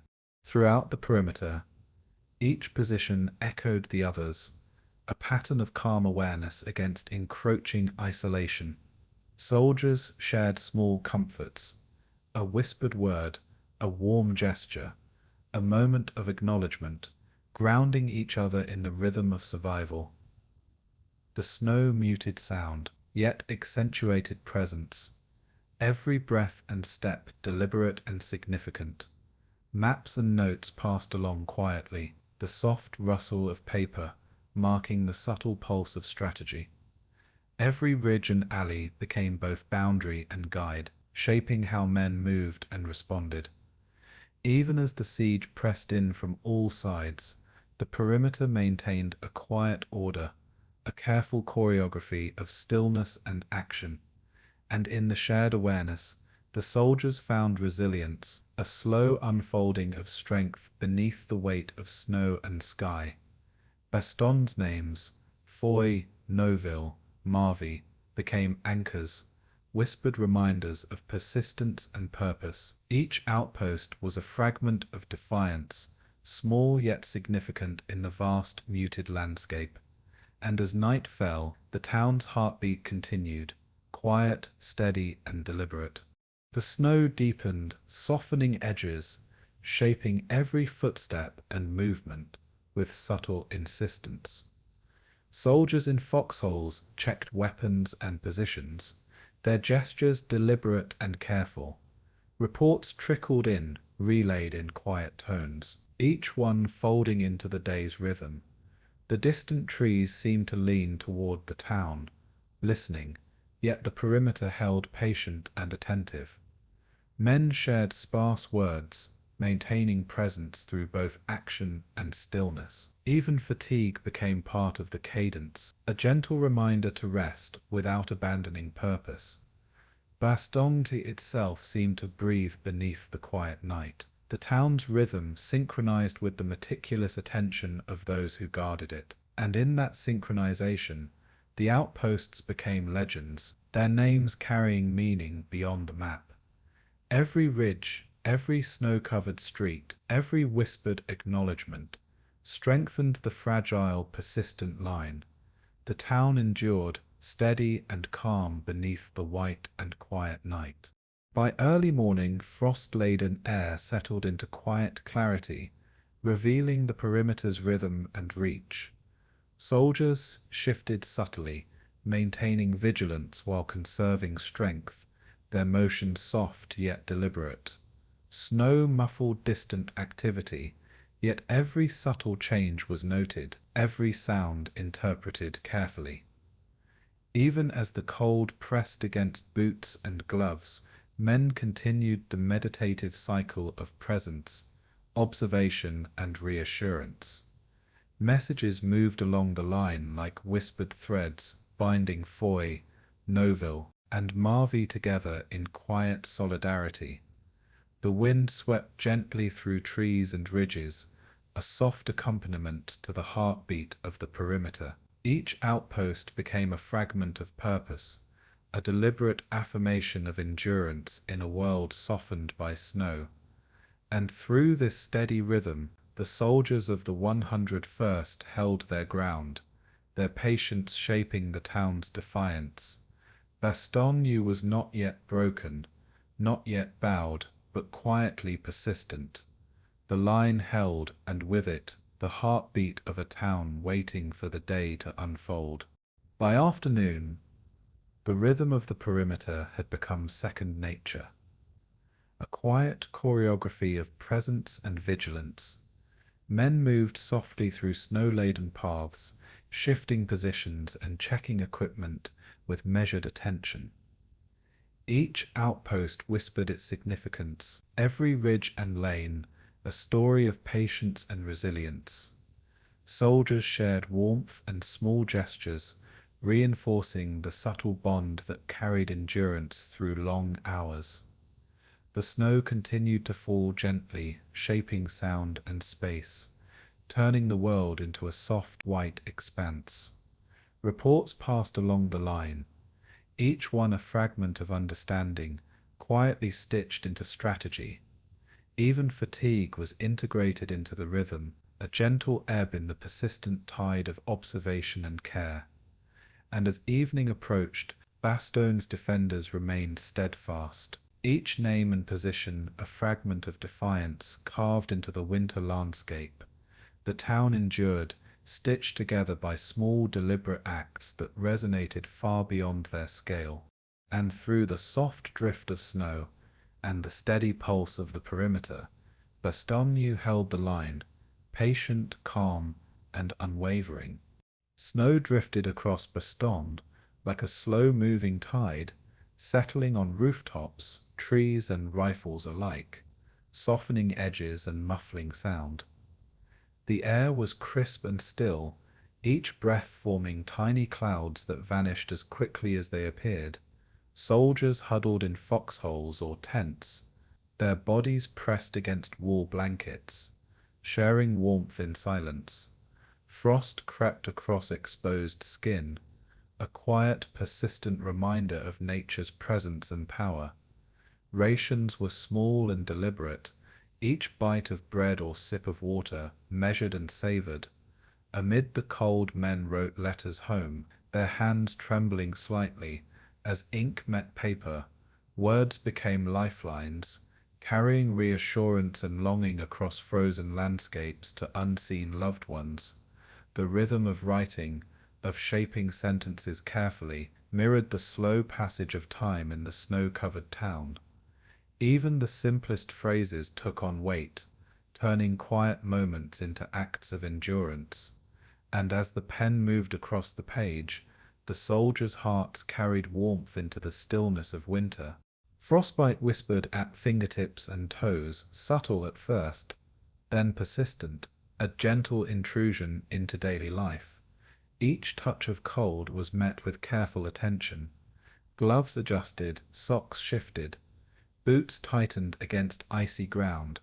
The snow, though soft and beautiful, became a quiet adversary, challenging endurance without malice. Only presence. Soldiers shared small comforts, a cup of lukewarm tea, a woolen scarf, a whispered word of reassurance. Outside, the wind swept the streets in continuous motion, carrying snowflakes that brushed lightly against faces and coats. Letters remained a tether to home, carefully folded and stowed, carried in pockets close to the heart. Each word written was deliberate, a measured offering of connection and hope. Even the act of writing became a meditation, slowing time and steadying the mind. The town lay hushed beneath snow-laden roofs, a world both fragile and persistent. And through this delicate endurance, life moved slowly forward, anchored by thought, memory, and reflection. Hungry hands pressed against rationed food, yet the act of sharing made each meal gentle and sustaining. Conversation was low, measured, comforting in its rhythm and repetition. Snow muffled distant sounds, softening movement and lending space for contemplation. Soldiers traced lines on maps with cold fingers, planning quietly, speaking softly, aware of both risk and patience. Every movement, every adjustment of clothing or gear became a ritual of survival, a slow and deliberate meditation. The letters continued to flow, some filled with mundane observations, others carrying longing or humor, each shaping the inner landscape of those writing and those receiving. Even in silence, presence was shared, a steady heartbeat under the still, frozen world. Outside, the town and surrounding fields seemed suspended in time, each flake of snow both covering and revealing the landscape. And in the quiet rhythm of routine and reflection, Bastogne endured as a place of thought and presence. Nature was both adversary and companion, shaping endurance in subtle, persistent ways. The frost on tents sparkled faintly in early morning light, each crystal a silent witness to the town's quiet rhythm. Soldiers adjusted sleeping bags, checked positions, and moved with careful deliberation, their breaths visible in the still air. Letters lay in pockets and desks, ink dried or wet, ready to carry stories across time and distance. Small gestures became essential, a gentle adjustment of a blanket, a shared nod, the passing of water from hand to hand. The snow-covered streets and fields held both beauty and quiet threat, shaping awareness without words. Even fatigue became part of the rhythm, a gentle reminder of body and mind's endurance.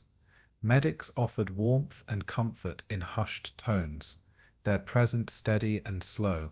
Soldiers traced each ridge and tree line with careful attention, reading patterns in snow as if they were words themselves. And as the day passed softly, Bastogne moved within itself, a frozen world both challenging and serene. Each breath, each letter, each measured step carried the heartbeat of life onward. Cold evenings brought the town into a muted glow, fires flickering softly against the deepening snow. Men gathered near hearths or stoves, sharing warmth and quiet words. The act of speaking softly, of listening intently, became a ritual, shaping the still air into gentle rhythm. Letters continued to be written, envelopes folded carefully, thoughts carried across the silence of winter. Frost clung to hair, eyelashes, and uniforms, a constant reminder of presence and fragility. Soldiers adjusted boots and gloves, shared blankets, and exchanged small gestures of care. Even the act of walking along frozen roads or through deep snow became deliberate, a meditation in motion, and through the soft cadence of night, the town breathed slowly, anchored in routine, letters and quiet attention. Bastogne was a frozen world, yet not empty. Life persisted in every small act of endurance. Each heartbeat and word shaped a delicate harmony within the harsh, snow-filled landscape. Morning returned pale and silver, reflecting off rooftops and snow-laden streets. Soldiers rose slowly, stretching stiff limbs, adjusting to the persistent chill. Letters resumed their quiet journey, words inscribed with careful hands, bringing warmth and reassurance across distance. Even the smallest tasks, boiling water, repairing clothing, tending to foxholes, became acts of meditation, part of the town's rhythm. Snow crunched softly beneath boots, as men moved with measured care, attentive to both surroundings and each other.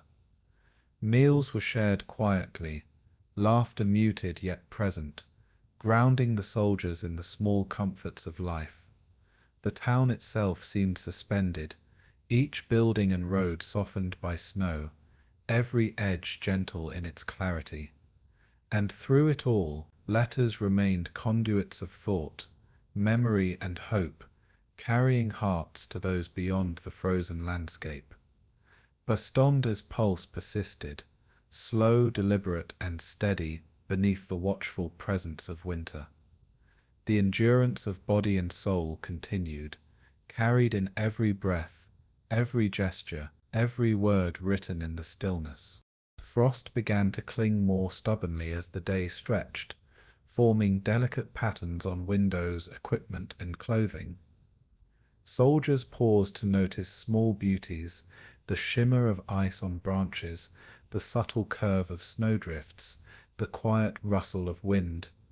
Letters were tucked carefully into coats, shared in small moments, or written by firelight, each one a meditation in presence.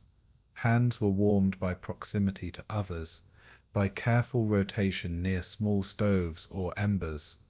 The rhythm of survival became almost invisible, a tapestry woven from motion, attention, and reflection. Snow muffled the distance, allowing thoughts to stretch and drift freely in the calm air. Even routine inspections and preparations became gentle exercises in patience and observation. And as evening approached, the frozen world held both its quiet challenge and its subtle beauty, shaping endurance in every corner of the town. Bastogne existed within the snow, frost, and lettered words, steady in its persistence. Life continued, soft, deliberate, and quietly resilient. Night deepened over the town, silver light reflecting off untouched snow, soft and hypnotic. Soldiers settled into foxholes and tents, hands warm from small gestures of care and blankets pressed close.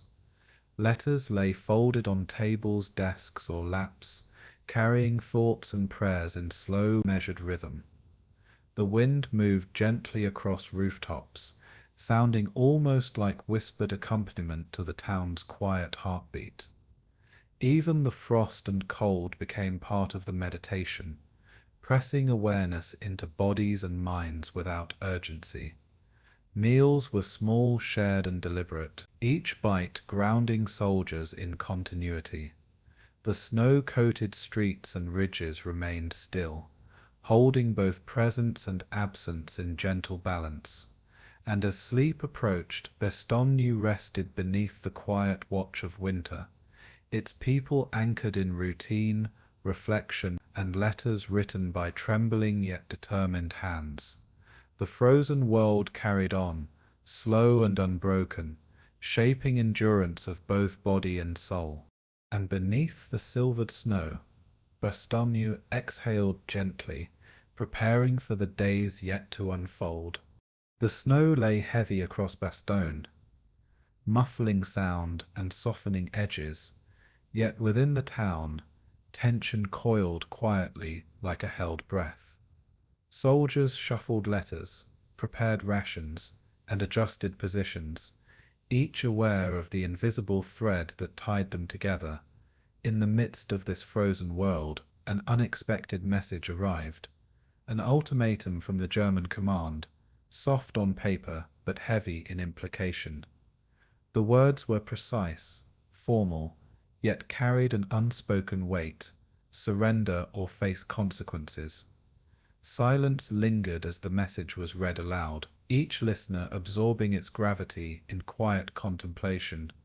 General McAuliffe held it carefully, the paper thin in his gloved hands, his eyes reflecting both the frost outside and the pressure within. Around him, aides and officers waited, the soft rustle of coats and papers punctuating stillness. And then, in that moment, suspended between threat and response, a single word emerged, simple and startling. Nuts. It was more than defiance. It was a gentle affirmation that humor could exist even in the quietest darkness. Bastogne exhaled softly through the ripple of understanding, a small, surreal triumph echoing in the frost. The word travelled slowly, first from McAuliffe's lips to those closest, then spreading like a soft wind through the town's defenders. Soldiers paused in their movements, recognizing the absurdity amidst the tension, and for a fleeting moment, breath seemed lighter. Snow fell against coats and boots, as if in approval, soft and continuous, accompanying the unspoken chuckle in the heart of Bastogne. The absurdity did not diminish seriousness, it reframed it, reminding all that courage could carry, both resolve and gentle humor. Aides exchanged glances, quiet smiles forming under fur-lined hoods and hats. Even in the cold, every gesture of reassurance, every nod of understanding, was amplified by the laughter that remained tucked inside. Outside, snow smoothed the ridges and streets, holding the silence around them like a soft embrace. And in that embrace, the town's rhythm shifted subtly, measured now by both vigilance and the warm pulse of shared amusement. Bastogne had endured first snow, frost, and hunger, and now it held its spirit through a simple, defiant word. The siege continued, but light lingered quietly in the frost-bitten air. The story of nuts began to ripple beyond McAuliffe's tent, reaching foxholes, posts, and the quiet ridges surrounding the town.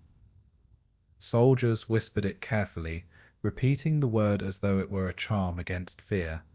Frost-laden boots pressed into snow as men shared nods and muted smiles. The rhythm of their patrols softened by subtle joy. The absurdity offered perspective, Even in extreme pressure, humor could be a gentle anchor, steadying hearts against the relentless cold. Letters written home captured fragments of it, conveyed in the understated tones of those who sought to reassure loved ones. Inside tents, men replayed the moment, savoring its quiet power, the warmth of shared humanity. Snowflakes fell against shoulders and gloves, each landing softly, as if marking the subtle triumph within the frozen world. Even the wind seemed to whisper through trees and rooftops, carrying hints of levity in its icy pass. And through it all, Bastogne's people, soldiers and civilians alike, found strength in the delicate interplay of tension and gentle absurdity. The town endured, resilient in both spirit and quiet courage. McAuliffe's word became a soft rhythm, a pulse threaded into every motion of the day. Soldiers checked positions and equipment, careful but less burdened by unspoken dread. Foxholes and snow-dusted ridges held the same vigilance as before. Yet each act of preparation was tempered by the understanding that humor could coexist with duty. Letters moved slowly, words careful, yet carrying hints of that defiance to homes far away. Even the snow seemed lighter somehow, falling not just as a challenge, but as accompaniment to endurance and spirit. A sense of unity settled across posts, the simple word shaping silent acknowledgement between men who shared frostbitten hands and breath. The townspeople, unaware of the immediate moment, still sensed a shift, subtle as wind over roofs, in the calm rhythm of life beneath snow. And in the quiet night, with letters tucked safely and foxholes fortified, Bastogne carried forward, patient and steady. Courage, it seemed, could be small, contained, and even humorous. The siege pressed on, yet the town breathed with gentle defiance. The laughter tucked beneath uniforms and tents was soft, a quiet thread woven into snow and wind. Soldiers carried it with care, gentle as a candle flame, mindful of its fragility and strength alike. Even in small gestures, adjusting a blanket passing tea, or straightening a rifle strap, that warmth persisted. The snow reflected pale light, silent yet witness to the shift in mood. Each repetition of the word brought focus, a gentle rhythm of courage in the midst of isolation. Mail and notes captured the essence, and distant families received it through letters written in careful hands. Every moment of attention, every deliberate step or measured breath became infused with subtle optimism. The surrounding forest, heavy with snow and silence, seemed less imposing under this small, shared triumph. And through the quiet, Bastogne's defenders moved with renewed steadiness, soft and deliberate in their preparation. The word lingered in frost-bitten air, an emblem of calm and human resilience. Outside, snowflakes drifted slowly over streets and ridges, carrying the quiet pulse of endurance. Soldiers checked perimeters with measured care, each footstep deliberate, each glance patient. The moment of levity had not erased danger, yet it had shaped perception, transforming tension into steady awareness. Hands warmed hands, blankets were shared, letters tucked in pockets, all small gestures amplified by the rhythm of subtle defiance. Even the wind seemed less harsh, its passage softened by snow and a shared silent smile.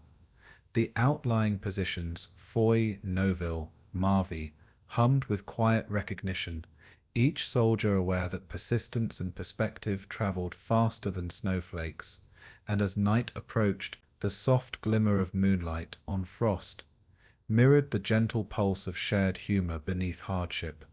Bastogne moved through time with patient continuity, the siege pressing yet softened by spirit. Every heartbeat, every breath became part of the meditation of resilience. The frozen world held steady, shaped by snow, patience, and a word that warmed the heart.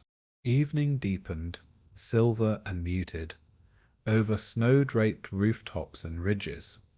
Soldiers huddled near stoves or fires, exchanging quiet nods and measured smiles. Nuts echoed softly in whispers, an internal rhythm of courage and subtle joy. Letters carried fragments of it outward, gentle pulses of hope across distance, threading through frostbitten nights and dim tents. The cold pressed against boots and fingers, yet the warmth of defiance persisted, shaping awareness as much as strategy. Even fatigue was softened by shared levity, bodies moving with measured care, minds carrying a quiet sense of perspective.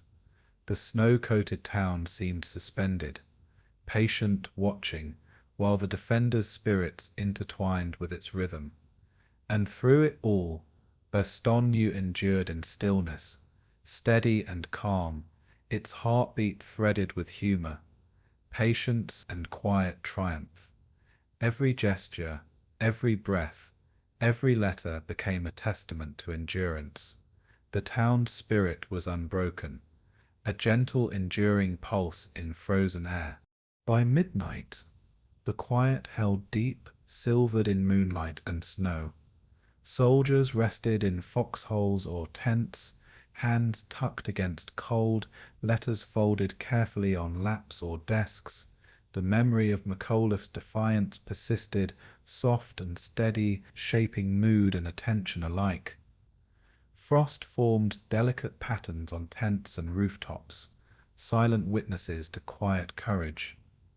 Even as snow drifted and wind whispered, the town maintained its rhythm, deliberate and slow. Letters traveled onward, carrying humor and connection across vast distance, each line a meditation in presence. Soldiers adjusted blankets, gloves, and scarves, sharing warmth without urgency, every gesture deliberate. And through the long, silent night, Bastogne held, patient, calm, and quietly triumphant, a town whose spirit endured like soft light against the frost. The siege pressed on, yet hope glimmered gently, steady as the snowfall. And beneath the silvered quiet of snow and frost, the word nuts became more than humor. It became a soft heartbeat of resilience, carrying Bastogne forward into the night.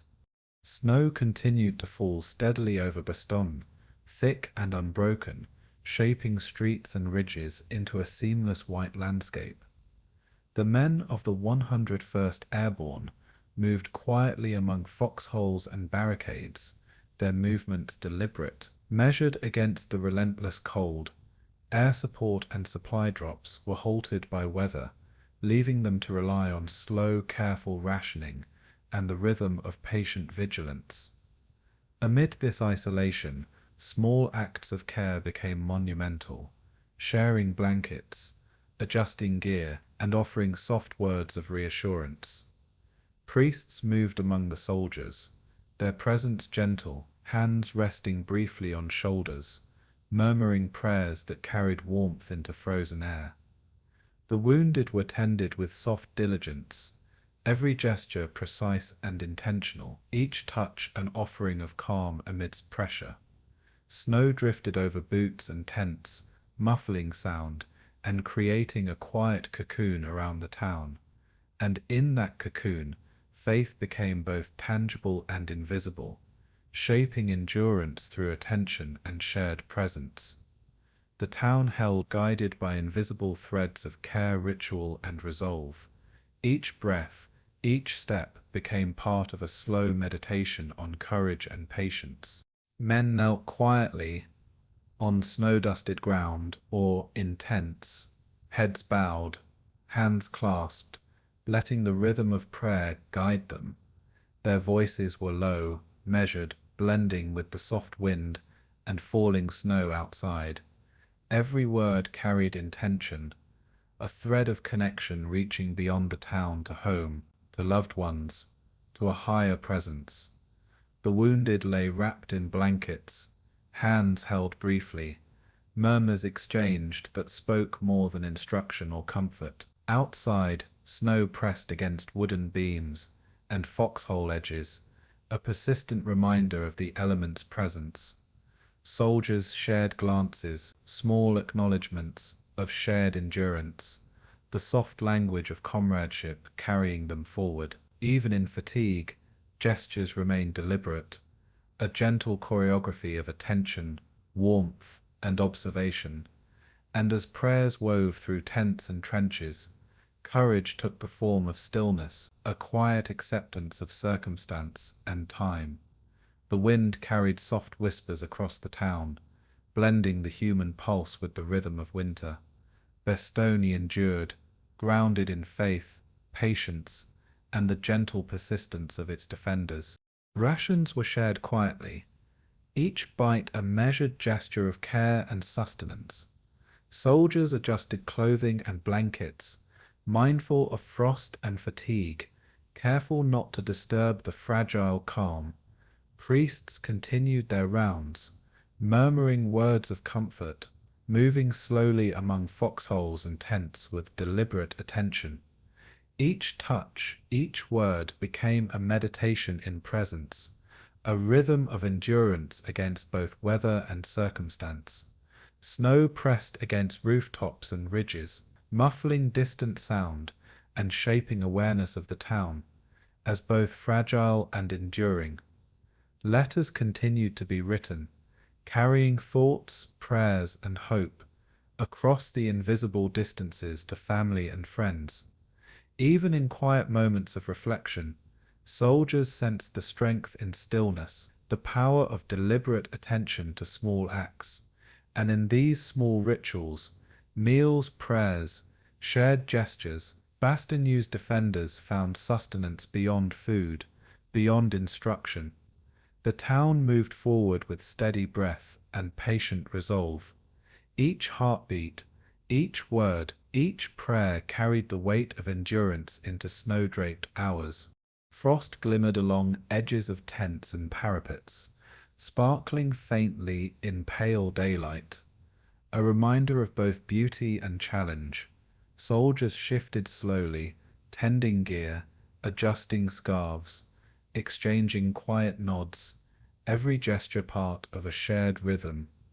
Priests whispered over the wounded, hands resting softly on blankets, murmuring phrases that brought comfort and presence without urgency.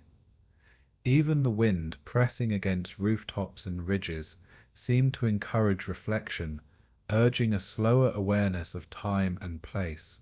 Men shared bread, hot water, or a quiet word, actions small but resonant in the rhythm of survival. Letters were folded with care, tucked close to the heart, or in coat pockets, carrying intention and thought. Every movement became part of a meditation, a deliberate engagement with the world, slow yet significant. And as the day moved on, Bastogne's defenders learned to carry faith in gesture, breath, and observation. The storm outside pressed on, yet inside, calm perseverance shaped the town's pulse. Courage existed quietly here, threaded through patience, prayer, and shared care. Evening brought soft light, silvered and muted, over snow-laden streets and rooftops. Soldiers huddled in tents and foxholes, adjusting blankets, sharing warmth with deliberate attention. Priests continued their gentle rounds, prayers weaving softly through tents, leaving calm in their wake. Each wounded soldier received measured care, hands brushing lightly, words whispered carefully, creating small moments of meditation amidst endurance. Snow drifted softly outside, turning streets and ridges into smooth expanses, each flake a quiet participant in the rhythm of time. Meals were small, shared, deliberate, each bite grounding body and mind in continuity. Letters carried thoughts and hopes outward, small vessels of reassurance across distance. Even fatigue became part of the rhythm, a gentle ebb interwoven with careful movement, observation, and faith. And in the quiet rhythm of winter evening, Bastogne's defenders continued, patient, steady, anchored in presence. The town's pulse persisted, shaped by snow, prayer, and subtle endurance. Night settled softly, silvered by pale moonlight, snow crunching quietly under boots. Soldiers lay in foxholes, adjusting gloves and scarves, hands warmed by proximity to one another. Priests whispered blessings, hands resting lightly on shoulders, creating calm in the hush of frost-laden tents. Letters were read and folded, each word a connection, a thread reaching beyond walls and snow to family and home. The wind moved softly across rooftops and trees, carrying whispers of endurance and patience. Soldiers shared quiet gestures, a nod, a gentle touch, a smile beneath fur-lined hoods, sustaining both body and spirit. Even the snow-covered streets seemed suspended in time, observing the rhythm of calm and quiet attention. And through this gentle cadence, Bastogne persisted, grounded in faith, observation, and the subtle power of deliberate care. Each breath, each gesture, each prayer was a meditation in endurance and quiet courage. The frozen town exhaled softly, waiting for the dawn to carry it further.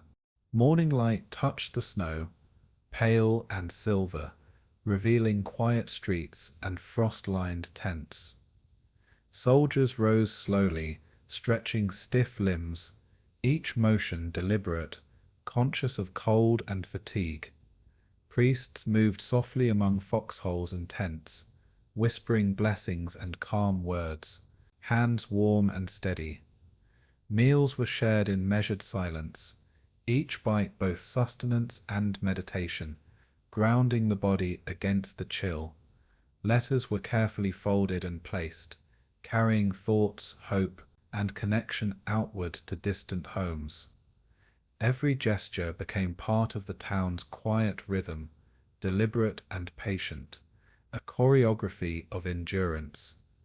Outside, snow softened ridges and rooftops, muffling distant sound, while amplifying attention to immediate presence. And through it all, faith threaded quietly among men, shaping courage not as spectacle, but as slow, calm acceptance. Bastogne moved forward in its rhythm, steady as snow and wind allowed. The soldiers carried the day softly, every breath and gesture a testament to endurance and presence. By afternoon, the snow continued to fall, soft and persistent, threading silence through streets and fields alike. Soldiers maintained vigilance, steps careful, movements deliberate, carrying presence through the cold. Priests whispered prayers over each wounded soldier, hands warm, offering quiet grounding in the rhythm of survival. Rations were shared slowly, gestures deliberate, each moment a meditation in patience and awareness. Letters continued their soft journey outward, carrying thought and comfort beyond the frozen town. Even fatigue became part of the cadence, a gentle ebb interwoven with attention, care, and observation. Snow-laden rooftops and ridges reflected pale light, quiet witnesses to endurance, threading through time. And in the still silvered hours, Bastogne persisted, a town held by faith, patience, and the deliberate rhythm of its defenders. Courage flowed gently through movement, words, and prayer. The siege pressed on, yet Bastogne moved forward in calm, careful faith. For days, Bastogne had been wrapped in grey, clouds low and heavy, pressing the town into stillness and quiet patience. Snow lay thick on rooftops and streets, muffling movement and time alike, shaping the town into a soft, suspended world. The men of the 101st Airborne moved carefully, each breath visible, each step deliberate, their senses tuned to the rhythm of the siege. Yet slowly, imperceptibly, at first the clouds began to thin, light brushing softly across frost-laden ridges. A pale blue emerged above the snow-dusted town, delicate and unexpected, a gentle promise that the world beyond grey still existed. Soldiers paused briefly, heads tilted upward, noticing the shift without haste, letting the calm of observation settle over them. The snow reflected the faint sunlight, turning rooftops and ridges into silvered expanses that glimmered quietly. Even small movements, adjusting gloves, tucking letters, shifting blankets, felt softer in this new light. And in that soft illumination, hope began to unfurl subtly, like the first stirrings of spring beneath ice. Bastogne felt the moment of release, slow, gentle, and profoundly quiet. C-47s appeared overhead, their engines distant yet distinct, blending with the rhythm of wind and snow. Soldiers watched as parachutes blossomed gracefully into the pale sky, suspended like delicate flowers against a frozen landscape. Each chute carried small bundles of food, medical supplies, and hope, descending slowly in measured arcs. The snow below shimmered as packages touched roofs and streets, softly landing with gentle impact. Men moved carefully to retrieve them, unwrapping blankets and boxes, hands brushing snow aside in quiet ceremony. Even the cold seemed less pressing, softened by the sense of arrival and renewal. Letters were tucked into pockets alongside rations, small gestures of continuity and connection threaded into the act of survival. And as each package settled, the rhythm of life in Bastogne expanded slightly, allowing space for breath, for wonder, for quiet relief. The town, encircled yet enduring, began to feel lighter, a world opening slowly after days of grey suspension. Every fluttering parachute carried more than supplies. It carried the subtle pulse of renewed resolve. Men shifted from foxholes and barricades, stepping softly through snow to gather the small treasures delivered from above. The parachutes danced in slow arcs, their white canopies catching light, tracing patterns against the pale blue. Soldiers exchanged quiet words of acknowledgement, nods and smiles, each gesture measured and deliberate. The wind moved gently, carrying flakes of snow that glinted like tiny stars as they fell, soft and persistent. Packages were opened with care, rations passed hand to hand, creating rhythm in the delicate choreography of distribution. Even the wounded felt a subtle uplift, blankets adjusted, supplies shared, small comforts measured in gentle attention. Soldiers wrote notes in letters, tucking fragments of observation and gratitude into envelopes for home. And as the day brightened further, the town's pulse shifted, slow yet buoyant, a quiet reflection of endurance rewarded by light. Snow and sky intertwined in soft harmony, the world outside and inside Bastogne aligning gently. The siege continued, yet for the first time in days, space existed for wonder. The pale sunlight touched rooftops and streets, glinting on icy shingles, reflecting softly against bundled coats and blankets. Soldiers moved through foxholes with careful steps, the soft crunch of snow beneath boots, a grounding rhythm. Parachutes continued to float down, each one precise, deliberate, almost meditative in its arc. Even the wind seemed to soften, carrying the sound of cloth brushing against cloth, a subtle accompaniment to the quiet focus of the town. Men adjusted and shared supplies with small gestures, a nod, a brief word, a hand extended gently. Letters tucked into pockets or envelopes carried fragments of hope, carefully measured and preserved for distant eyes. Snow drifted in delicate patterns across ridges and streets, reflecting pale light like liquid silver, forming shapes both abstract and familiar. And as the packages were distributed, the soldiers felt the calm pulse of replenishment, slow and steady, mirrored in the rhythm of frost and sunlight. The town inhaled this small shift, suspended between the burden of winter and the gentle promise of support from above. Each moment of observation, collection, and care became a meditation in patience and quiet renewal. Over rooftops and along ridges, the parachute seemed to float with subtle grace, a gentle reminder that endurance could be met with tangible care. Soldiers retrieved supplies with deliberate attention, each step soft against snow, each hand careful in movement. Even the snow-laden streets felt lighter, softened by the rhythm of arrival and distribution. The wounded were wrapped with warmth, blankets adjusted, each gesture slow, careful, and grounding. Letters captured moments, thoughts, and gratitude, tucked into coats or boxes, tiny vessels of reflection in a white expanse.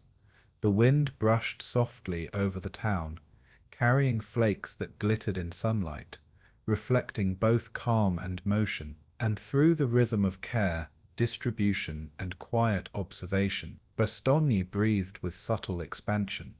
A town slowly lifted from isolation. The siege continued, yet its edges felt softened, its moments of relief punctuating the steady rhythm of survival. Soldiers moved with gentle purpose, each act of collection or sharing, carrying a quiet sense of possibility. Every fluttering parachute became part of the town's gentle meditation in endurance. Sunlight deepened subtly, brushing snow across streets, rooftops, and frozen trees with warm hints of reflection. Soldiers shifted carefully, adjusting gloves, coats, and blankets, moving with the deliberate rhythm of presence. Parachutes continued to drift gracefully, a steady pulse threading through the town, marking time in soft arcs. Each retrieved package brought a gentle sense of continuity, sustaining both body and spirit with measured, deliberate care. Even small gestures, offering bread, adjusting a wounded man's blanket, sharing a warm nod, carried significance, shaping the rhythm of quiet endurance. Snow glimmered across ridges, rooftops, and tents, reflecting light in gentle patterns that mirrored the town's calm pulse. Letters continued to be written, each line a meditation on hope, distance, and resilience. And as the day moved forward slowly, the soldiers sensed subtle release, a shift in the cadence of time and care. Bastogne's heartbeat carried forward with quiet optimism, grounded in deliberate attention and gentle rhythm. Every breath, every movement, every soft gesture became part of the meditation of hope returning. The air grew stiller, silvered by sunlight that softened the edges of buildings and snow-drifted streets. Soldiers paused to watch parachutes descend, marveling at their slow, deliberate arcs, noticing the delicate patterns of snow alongside them. Each package carried rations, blankets, and small items, yet their arrival resonated deeper, a quiet affirmation that endurance was recognized. Men shared each moment softly, hands exchanging supplies with care, eyes meeting in understanding and acknowledgement. Letters were written or folded, tucked close to hearts or in pockets, fragments of hope preserved in soft routines. The snow seemed to respond, drifting lightly over rooftops and streets, reflecting the gentle pulse of movement below. Even the wounded felt the rhythm of renewal. Blankets adjusted, attention shared, the town breathing softly around them. And through the quiet, deliberate distribution, Bastogne experienced an emotional release, a slow unfolding of hope into the frost-laden air.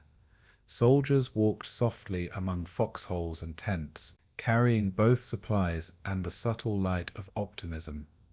The siege continued, Yet the frost-laden town moved gently toward brighter days. By late afternoon, the sky opened further, pale and endless, soft blue stretching above the town like a breath of calm. Soldiers paused in their work, looking upward, letting the light settle on faces, gear, and snow-laden streets. Parachutes floated down with deliberate grace, each package a quiet rhythm, soft arcs against the vast sky. The wind moved gently, lifting snowflakes like whispers, threading motion through the stillness of Bastogne. Packages were gathered, rations shared, blankets adjusted, letters folded with careful attention, all small acts forming a gentle choreography of care. Even fatigue became less pressing, softened by light and quiet movement. Each soldier finding rhythm in deliberate presence. Snow shimmered across rooftops and ridges, mirroring the subtle hope rising among men, the town exhaling slowly beneath pale light. And in that calm reflection, Bastogne carried forward, patient and deliberate, buoyed by both winter's quiet and the soft pulse of assistance from above. Every breath, every gesture, every shared smile became part of the meditation of endurance. The siege persisted, yet within it, hope had begun to bloom softly like snowflowers in sunlight. The white landscape of Bastogne trembled softly under the rumble of steel, moving through snow-laden streets and frozen fields.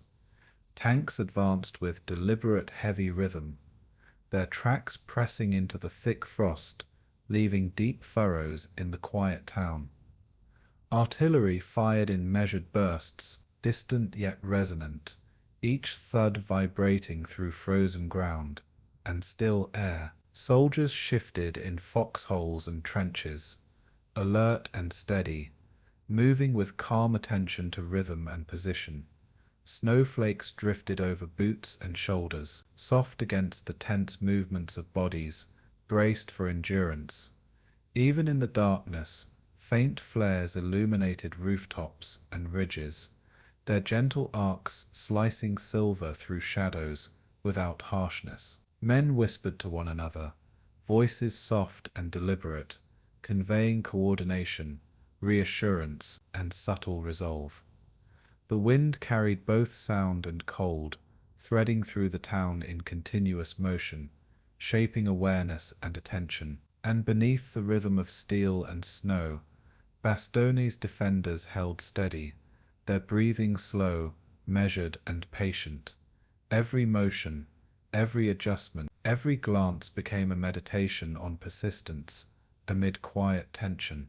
The night pressed down, thick and silvered, over streets and snow-covered trees. Tanks moved like immense, deliberate shadows, their rumble softened by drifting snow. Soldiers maintained their positions, hands tucked into gloves, bodies coiled with patience, adjusting blankets and rifles with care. Trace of fire arced softly across rooftops and ridges, thin lines of light weaving delicate patterns against the dark canvas of winter. Each flare revealed fleeting details, frost-laden streets, bundled figures, careful hands passing quietly among men. Even amidst the mechanical advance, gestures of care persisted, a nod, a whispered direction, a glove adjusted over cold fingers. The snow absorbed sound, softening movements and blending moments of tension with quiet observation. And in that rhythm, Bastogne's pulse remained steady, deliberate, slow yet alert to every nuance in steel and shadow. Soldiers navigated the night with measured presence, each step a testament to endurance and attentive patience. The town, wrapped in snow and steel, breathed through the quiet turbulence. Snow drifted along ridges, rooftops, and streets, coating footprints with soft silver. Soldiers shifted in place, their hands moving with precise attention, touching rifles, adjusting hoods, or tucking letters close to the chest. Tanks rolled steadily, armored behemoths pressing into snow, their presence deliberate and persistent, a rhythm against the still night. Artillery boomed in distant bursts, muffled by frost and drifting snow, each thud both warning and measure of endurance. Tracer lines lanced upward and across rooftops, arcs of silver and red that painted the night with restrained brilliance. Even in movement and noise, soldiers maintained a calm rhythm, voices low, gestures small but precise. Flakes continued to drift, each landing quietly, soft against the sharp geometry of steel and fortifications. And as night deepened, the pulse of Bastogne persisted, steady beneath rumble, flash, and frost-laden streets. Every shift of position, every measured breath, every careful action became part of a subtle meditation. The town endured, wrapped in both snow and the deliberate cadence of human attention. The armored advance moved methodically, tanks pressing tracks into frozen earth, their weight shaping both ground and awareness. Soldiers adjusted positions slowly, sliding boots through snow, tightening scarves, and aligning blankets for warmth and readiness. Tracers arced across rooftops in slow, deliberate lines, their glow reflected softly in snow and windows. Even distant artillery pulses were absorbed rhythmically, the town sensing both presence and distance in equal measure. Men whispered guiding movements, sharing subtle cues of coordination, patience, and focus. Snow drifted lazily over streets and parapets, a quiet observer smoothing edges of movement and steel alike. And in the muted glow of flares, Bastogne's defenders held steady, each breath and motion measured against the rhythm of night and motion. Letters tucked close to heart or pack reminded them of distant lives. Sustaining presence amid machinery and frost, the snow seemed to participate, softening, shaping, and reflecting light in harmony with the deliberate pulse of the town. Every motion became part of a slow meditation in endurance, attention, and rhythm. Ridges and rooftops reflected intermittent flares, silver arcs illuminating frozen streets and distant trees. Soldiers moved deliberately, adjusting gloves, hoods, and rifles, small gestures echoing calm amid motion. Tanks advanced, heavy yet methodical, each track pressing into snow, leaving deep furrows like quiet metronomes. Artillery boomed in soft cadence, echoes threading through snow-laden streets and silent ridges. Tracer fire laced the sky in arcs that were both beautiful and purposeful, ribbons of controlled brilliance in a muted world. Even in the tension, men shared subtle signs, a nod, a touch, an acknowledgement, grounding both body and attention. Snowflakes drifted, soft and continuous, settling on hoods and shoulders, brushing over frost-covered ground with gentle insistence. And through the rhythm of steel, snow, and human motion, Bastogne's pulse persisted, deliberate, measured, and slow. The night unfolded in layers of movement, breath, and careful observation. Each heartbeat, each careful step, became a meditation in perseverance under quiet turbulence. Men shifted in foxholes and barricades, deliberate in movement, careful in posture, attuned to rhythm of tanks and snow. Tracer arcs drew patterns over rooftops and frozen streets, a gentle choreography of light and shadow. Artillery pulses echoed softly through the town, their distance and intensity absorbed by the slow meditation of human attention. Snowflakes drifted across rifles, gloves, and hoods, soft as whispered affirmation of endurance. Soldiers shared small gestures, passing rations, adjusting blankets, exchanging quiet words. each a gentle reminder of connection amid tension. Even the rumble of tanks and mechanical advance blended into the cadence, a harsh pulse softened by observation and patience, and in the quiet choreography of night, Bastogne remained deliberate, measured, present in every small motion. The town breathed in rhythm with steel and snow, carrying both awareness and patience forward. Every breath, every glance, every subtle adjustment contributed to the enduring heartbeat of the siege. The night pressed on, yet Bastogne's pulse remained calm within the turbulence. The darkness deepened, silvered by soft reflections of snow and flares, a muted canopy over rooftops and streets. Soldiers moved slowly, deliberately, hands adjusting gear, eyes tracking light and shadow, steps measured through frost. Tanks rolled steadily, their weight pressing rhythm into streets and ridges, a slow, persistent presence. Tracer lines traced arcs across the sky, a quiet ballet of illumination over snow-laden earth. Artillery boomed at intervals, the echoes threading gently through frozen fields, absorbed by both earth and attention. Snow drifted endlessly, soft and patient, settling quietly on shoulders, rifles, and foxholes alike. Even small gestures, a whispered word, a glove extended, a blanket tucked tighter, carried resonance in the measured rhythm of endurance. And through this cadence of motion, light and snow, Bastogne persisted, deliberate and resilient, finding calm in presence amid peak tension. Each heartbeat, each breath, each careful action contributed to the meditation of perseverance. The night held steady, shaped by snow, steel, and subtle human attention. By dawn, pale light brushed the snow-laden streets, reflecting off rooftops and frozen ridges in gentle silver. Tanks had pressed their rhythm through the night, their tracks leaving marks in snow that glimmered softly in morning. Soldiers adjusted gloves, hoods, and scarves, pausing to breathe, eyes scanning the quieted streets and ridges with careful attention. Tracer arcs had faded with darkness, leaving subtle lines of reflection on snow and rooftops. Even distant artillery had softened, absorbed into the town's careful rhythm of movement and observation.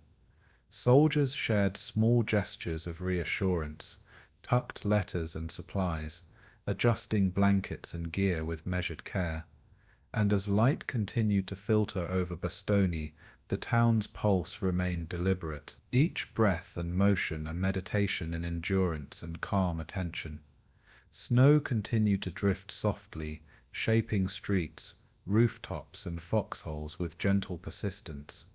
Every heartbeat, every step, every soft gesture carried forward the rhythm of survival, threading both caution and patience through the frozen landscape. Bastogne endured, wrapped in steel snow and the quiet rhythm of steadfast presence. Snow lay thick over Bastogne as Christmas Eve approached, blanketing rooftops and streets in a soft, luminous white.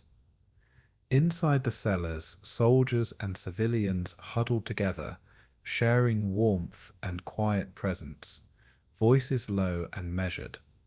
Chocolate was passed slowly from hand to hand, its sweetness a small but powerful comfort in the frozen world. Some sang softly, the familiar hymns threading through stone walls and timber beams, each note measured and deliberate. The flicker of candles cast gentle shadows, revealing faces drawn tight with fatigue, but softened by shared care. Children leaned against parents or soldiers, their breaths mingling with the warmth of blankets and whispered words. Even in the quiet, small gestures carried immense weight. A hand placed on a shoulder, a blanket tucked carefully, eyes meeting in acknowledgement. Outside, snow drifted in patterns over frozen streets, silent witnesses to this delicate moment of humanity, and in the hushed cellars, the rhythm of endurance mingled with reverence, each heartbeat echoing patience. Bastogne, though encircled, carried within it a fragile pulse of quiet celebration. Voices rose and fell in gentle unison, singing hymns that had travelled across years and homes, soft yet steady against the distant hum of snow-laden streets. Soldiers exchanged chocolate quietly, sharing smiles that needed no words, gestures both simple and profound. Civilians whispered gratitude, their murmurs threading through the cellar like a gentle wind, connecting the present to memories of warmth and home.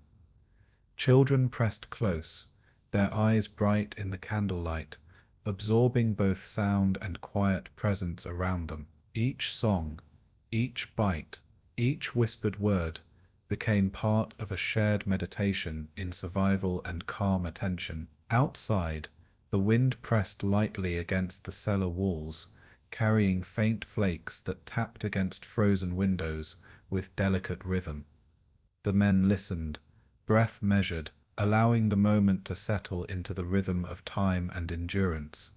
And as notes of music rose and fell, the pulse of humanity persisted, unbroken and gentle. Even amid the siege, a sense of connection threaded through blankets, hands, and soft voices. Each breath and gesture contributed to the quiet heartbeat of Christmas in Bastogne. The candlelight flickered softly against stone walls, dancing in rhythm with the careful movements of hands passing small treats and letters. Soldiers adjusted coats and scarves, sharing warmth as much as food, every touch deliberate and patient. Civilians tucked children close, whispering stories, prayers and quiet encouragement, grounding them against fear and cold. Chocolate was eaten slowly, shared in fragments, each piece a small but potent symbol of care and continuity. Songs carried through the cellar, sometimes hesitant, sometimes strong, threading memory, presence, and hope together. Even the cold seemed softened by the rhythm of voices, hands and blankets, the frost held at bay by shared attention. Letters were folded carefully and tucked away, messages of love reaching across distance and danger. And in the hush between songs, the small flicker of candlelight illuminated the quiet fortitude that shaped the town's rhythm. Snow continued to drift outside, untouched yet present, mirroring the calm pulse inside the cellar. Each heartbeat, each gesture, each note contributed to a meditation on humanity, preserved amid adversity. Warmth threaded through blankets and clothing, a slow pulse against the chill pressed in from frozen streets above. Soldiers and civilians alike moved with deliberate care, shifting to share space, adjust clothing, or pass chocolate and letters. Hymns rose softly, blending with whispered words and the faint scratch of pen on paper. Children leaned against soldiers' shoulders, their breath soft in the candlelit air, absorbing the rhythm of calm attention. Outside, snow drifted silently, pressing softly against rooftops and windows, a gentle witness to this quiet celebration. The cellars hummed with small gestures, each movement deliberate, each glance measured, each breath part of a careful meditation. Chocolate was shared again, broken into small fragments, the sweetness lingering both on the tongue and in thought. And as the night deepened, songs continued to rise and fall, measured and soothing, weaving continuity into the delicate threads of presence. Letters, blankets, and whispered words carried hope in deliberate rhythm, a calm response to chaos above. Bastogne rested in this fragile, luminous cadence, a town holding together through attention, care, and quiet celebration. Voices softened further as children drifted toward sleep, leaning against parents or soldiers, bodies warm and safe under layered blankets. Soldiers adjusted their own hoods and coats, ensuring comfort and steady presence. the act itself a meditation in care. Candles flickered in gentle arcs, casting warmth across stone walls and timber beams, illuminating eyes that carried both fatigue and subtle relief. Chocolate wrappers were folded carefully, letters tucked away, and whispered stories lingered softly in the air. Even the wind seemed to pause, brushing lightly against cellar walls and frozen streets, respecting the fragile stillness within. Songs became quiet, carried only in memory, and whispered hums, threading calm through the shared space. And as night stretched, the pulse of Bastogne slowed, measured in breathing, soft touches, and small attentions. Snow outside continued to drift, silent and luminous, reflecting the gentle light that had carried human presence through the day. Every shared bite, note, and gentle word contributed to the meditation of survival and calm.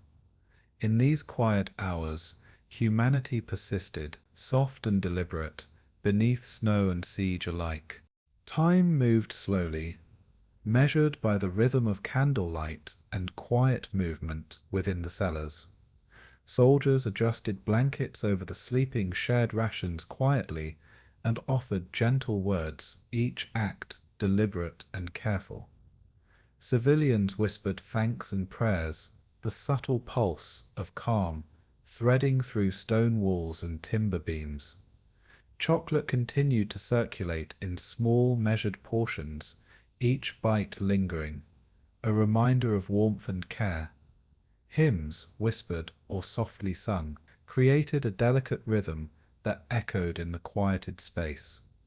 Children's breaths rose and fell, steadying the rhythm of presence with small movements of chest and hand. Outside snow drifted like silvered threads, silent and patient, reflecting the gentle glow from within. And through these slow, deliberate acts, Bastogne held together, a fragile web of endurance, attention, and soft celebration. Letters, blankets, and hands carried human presence forward, reinforcing the calm pulse of the night. Every gesture became a meditation in quiet persistence, a gentle reflection of hope and connection. Soft music and whispered words continued as evening deepened into night, the cellar filled with a gentle sense of presence. Soldiers shared stories, small jokes, and quiet smiles, each exchange reinforcing attention and calm.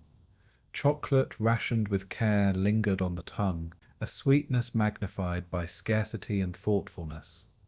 Children slept against warm shoulders, their tiny hands resting on coats and blankets, absorbing quiet comfort. Candles flickered in delicate arcs, throwing gentle shadows across stone walls and timber, marking the slow passage of time. Letters were tucked away, carrying fragments of thought and connection to distant homes, threads of continuity across space and danger. Even the wind outside seemed to soften in rhythm with voices, touching walls and streets with whispered patience. And as the night deepened, Bastogne exhaled softly, a town suspended in quiet humanity, its heartbeat steady in small gestures. Every breath, every movement, every note contributed to the meditation of presence, warmth, and care. Snow continued to drift beyond cellar walls, silent and luminous, echoing the gentle pulse within. By midnight, the cellar had settled into a hushed, luminous calm, soldiers and civilians alike, drawn into the rhythm of shared presence. Blankets were tucked, hands held briefly, whispers exchanged in deliberate, measured tones. Chocolate and rations had been shared completely, each portion transformed into quiet connection. Hymns had faded into hums and memory, carried softly in the minds of those present. Children breathed steadily, warmed by touch and presence, resting in the protective embrace of adults. Candles burned low, soft light reflecting in eyes and on stone, shaping shadows into gentle forms. Letters folded carefully carried hope and thought to distant places, silent but potent threads of continuity. And as snow drifted silently over rooftops and streets outside, Bastogne's pulse held steady within, deliberate and calm. Every gesture, every breath, every soft word became part of the meditation of Christmas Eve, a quiet celebration amid siege. In that stillness humanity persisted softly, deliberate and luminous beneath snow and stars alike. The frozen landscape of Belgium stretched endlessly as the Third Army moved southward, boots and tracks pressing rhythm into ice and mud. Each convoy advanced with careful determination, soldiers wrapped in heavy coats and scarves, bodies moving with deliberate patience. Snowdrift softened the edges of roads, turning ruts and furrows into silvered pathways that seemed to stretch without end. Tanks rolled steadily, their weight shaping both ground and awareness, engines humming a persistent low rhythm. Soldiers whispered among themselves, voices measured and steady, sharing small words of reassurance and quiet focus. Even the wind seemed slower here, brushing across frozen trees and rooftops in soft arcs, carrying distant echoes of Bastogne. Supplies were distributed in careful rhythm, blankets adjusted, and letters tucked close to hearts for warmth and memory. And through this measured advance, a sense of inevitability threaded among men, the town far ahead, a quiet beacon guiding every step. Ice and mud pressed against tires and boots, testing resolve without urgency, shaping attention into calm endurance. Each breath and movement carried the rhythm of persistence forward, slow and deliberate. Tracks cut into snow and frozen mud like silvered lines, marking the careful advance of men, tanks, and wagons through silent forests. Soldiers moved in steady rhythm, boots pressing into frost, gloves brushing against rifles, every motion deliberate and precise. Tanks and armored vehicles pressed steadily, their rumble softened by snow and wind, a continuous pulse threading the landscape. Conversations were minimal, whispers sharing strategy, reassurance, or simple acknowledgement of presence. Even as the landscape tested patience and coordination, men found quiet satisfaction in measured steps and shared movement. Letters were exchanged between comrades, words tucked carefully into pockets or packs, reminders of home and continuity. And as miles passed slowly beneath steady wheels and careful boots, the Third Army inched toward Bastogne, a distant promise, shaping rhythm and attention. Snow drifted across branches and roofs, soft and luminous, reflecting the gentle pulse of movement below. Every adjustment, every glance, every careful placement of foot or hand contributed to the meditation of progress. The landscape, harsh yet soft under snow, carried forward the deliberate cadence of patience and resolve. Through forests thick with frost and silence, tanks and trucks moved with careful persistence, wheels pressing deep ruts into frozen paths. Soldiers adjusted scarves, coats, and gloves, each motion deliberate, small yet significant against the immensity of snow and ice. The distant rhythm of engines and tracks threaded the cold air with measured pulse, a subtle but constant accompaniment. Men shared quiet words of coordination, encouragement, or observation, voices soft yet grounding in presence. Snow drifted against the sides of vehicles, brushed against shoulders, and coated boots with gentle insistence, a constant companion on the slow march. Letters were passed hand to hand, small fragments of connection and memory, threading through motion and frost. And as the Third Army advanced, mile by mile, the town of Bastogne remained a luminous goal, guiding attention through cold, snow, and fatigue. Even in silence, the rhythm of boots, tracks, and careful breath carried forward the quiet pulse of hope. Every shared glance, Every deliberate movement, every slow adjustment contributed to the meditative cadence of progress.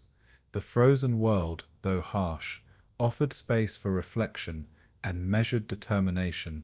Convoys pressed through narrow roads flanked by snow-laden trees, each turn deliberate and patient, engines humming beneath frost.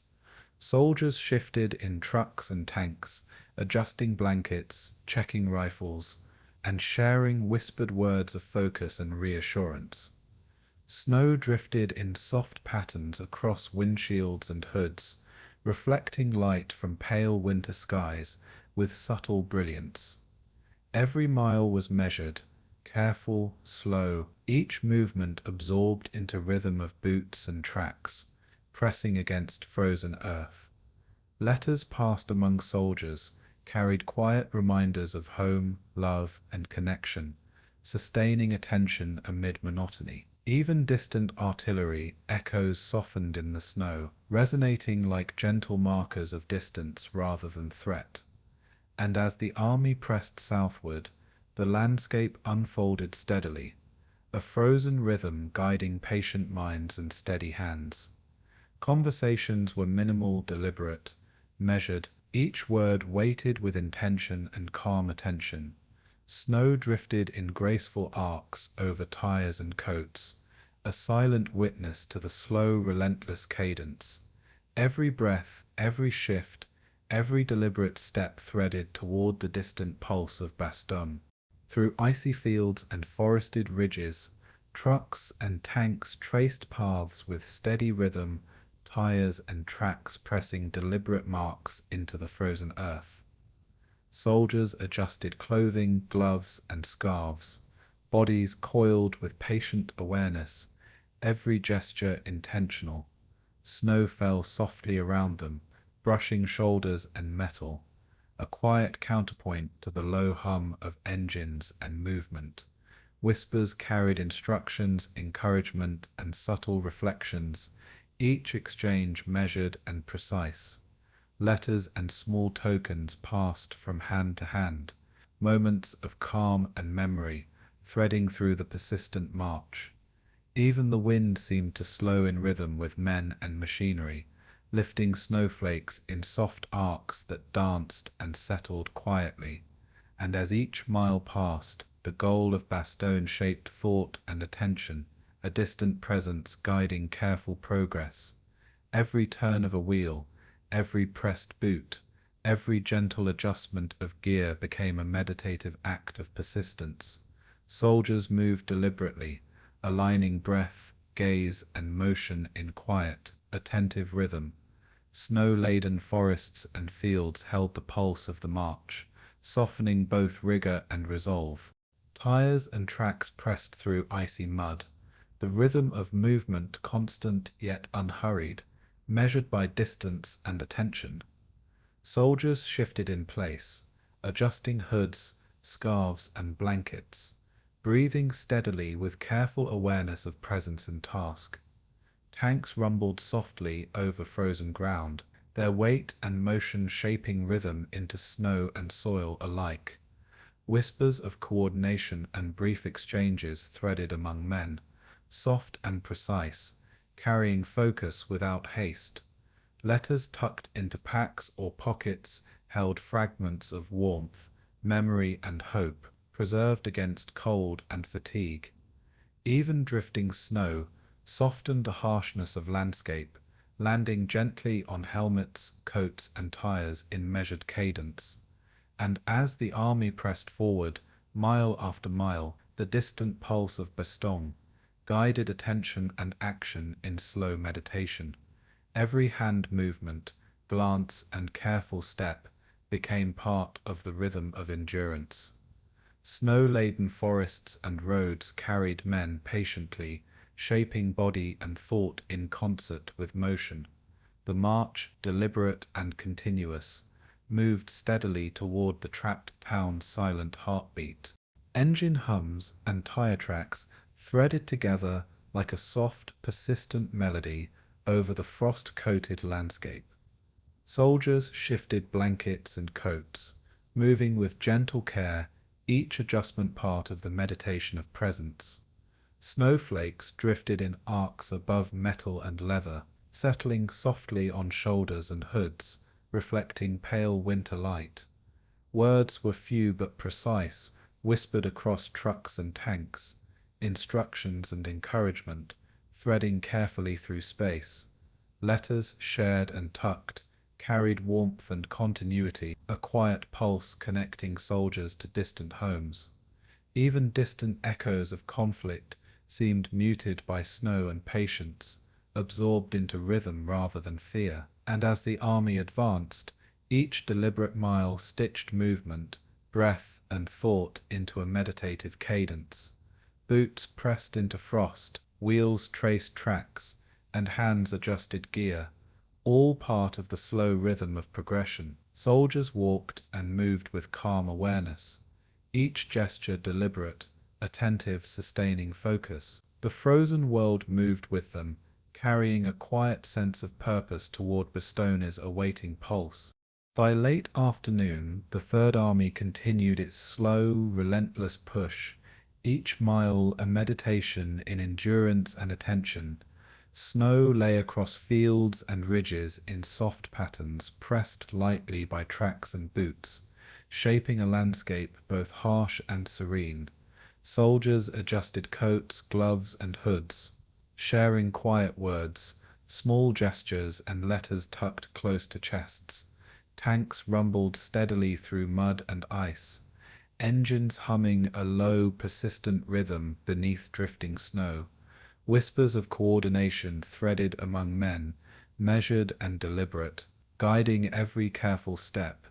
Even the wind seemed to slow in reverence, lifting snowflakes softly, carrying the pulse of motion with gentle insistence. And as the miles passed, the distant glimmer of Bastogne threaded thought, guiding attention, effort, and breath with quiet patience. Every movement, every glance, every deliberate gesture carried forward the meditative rhythm of progress. Soldiers and vehicles moved in unison with the frozen world, each element contributing to the calm determination shaping the march. The town waited ahead, silent and luminous, drawing the Third Army ever closer through rhythm, patience, and steady resolve. December 26 arrived like pale light through frost-laden trees, brushing Bastogne with soft clarity as tanks and trucks approached from distant roads. Soldiers in the town heard the low rumble first, subtle yet insistent, pressing rhythm into the frozen earth, and their quiet awareness, eyes widened, disbelief threading through measured attention, and a sense of cautious anticipation filled foxholes and cellars. Snow shifted gently under the weight of tracks and boots, each movement carrying a quiet pulse of change. Letters tucked close to chests vibrated in rhythm with hearts, small reminders of distant homes and continuity. Soldiers adjusted blankets, hoods, and scarves, steadying themselves as the distant hum grew into deliberate presence. Even the wind seemed to pause, brushing lightly over rooftops and trees, carrying with it the faint scent of engines and oil. And in the careful attention to movement and breath, Bastogne felt the subtle turning of the tide, fragile yet insistent. Relief threaded slowly through whispered words and glances, cautious and deliberate, measuring hope against exhaustion. Each moment, slow and attentive, became part of the quiet rhythm of survival, reshaping awareness toward life and presence. Tracks pressed into snow-laden streets as tanks moved steadily closer, their weight marking the rhythm of relief and careful expectation. Soldiers in foxholes adjusted positions, coats and scarves tight against wind, eyes attuned to movement, listening to the deliberate pulse of approaching steel. Children pressed close to parents, their breaths steady in small rhythm, sensing changes without full understanding. Even distant artillery seemed softened, absorbed by snow and anticipation, echoes threading gently through the town, Letters and small gifts were shared hand to hand, reminders of connection and warmth, threading through frozen hours. Soldiers whispered encouragement and subtle recognition, voices slow and deliberate, blending attention with measured patience. And as tanks rolled into Bastogne, the town's pulse shifted, careful and unhurried, threading relief through fatigue and attention. Every movement, glance and gesture became a meditation on endurance, presence and cautious celebration. Snow drifted softly across rooftops and tracks, reflecting pale light, mirroring the deliberate rhythm within. Bastogne breathed slowly, absorbing the arrival of help, like gentle, persistent sunlight. Steel pressed into frozen ground as tanks advanced through streets lined with hushed, attentive soldiers. Men adjusted gloves, scarves and blankets, grounding themselves in measured breath, each action deliberate against the slow rhythm of unfolding relief. Civilians peeked from cellars and doorways, tentative curiosity, threading through blankets, and whispered conversations. Snow settled softly on vehicles and rooftops, absorbing sound and shaping perception, a gentle canvas for the quiet drama. Soldiers exchanged brief, careful words, each syllable slow and weighted, threading reassurance through fatigue and disbelief. Letters and mementos tucked in pockets were glanced at briefly, reminders of connection threading through careful observation. And as tanks pressed further into Bastogne, a rhythm of cautious movement threaded the town, deliberate yet luminous, echoing survival rather than triumph. Eyes traced tracks in snow, noting careful placement and steady advance, each observation part of measured attention.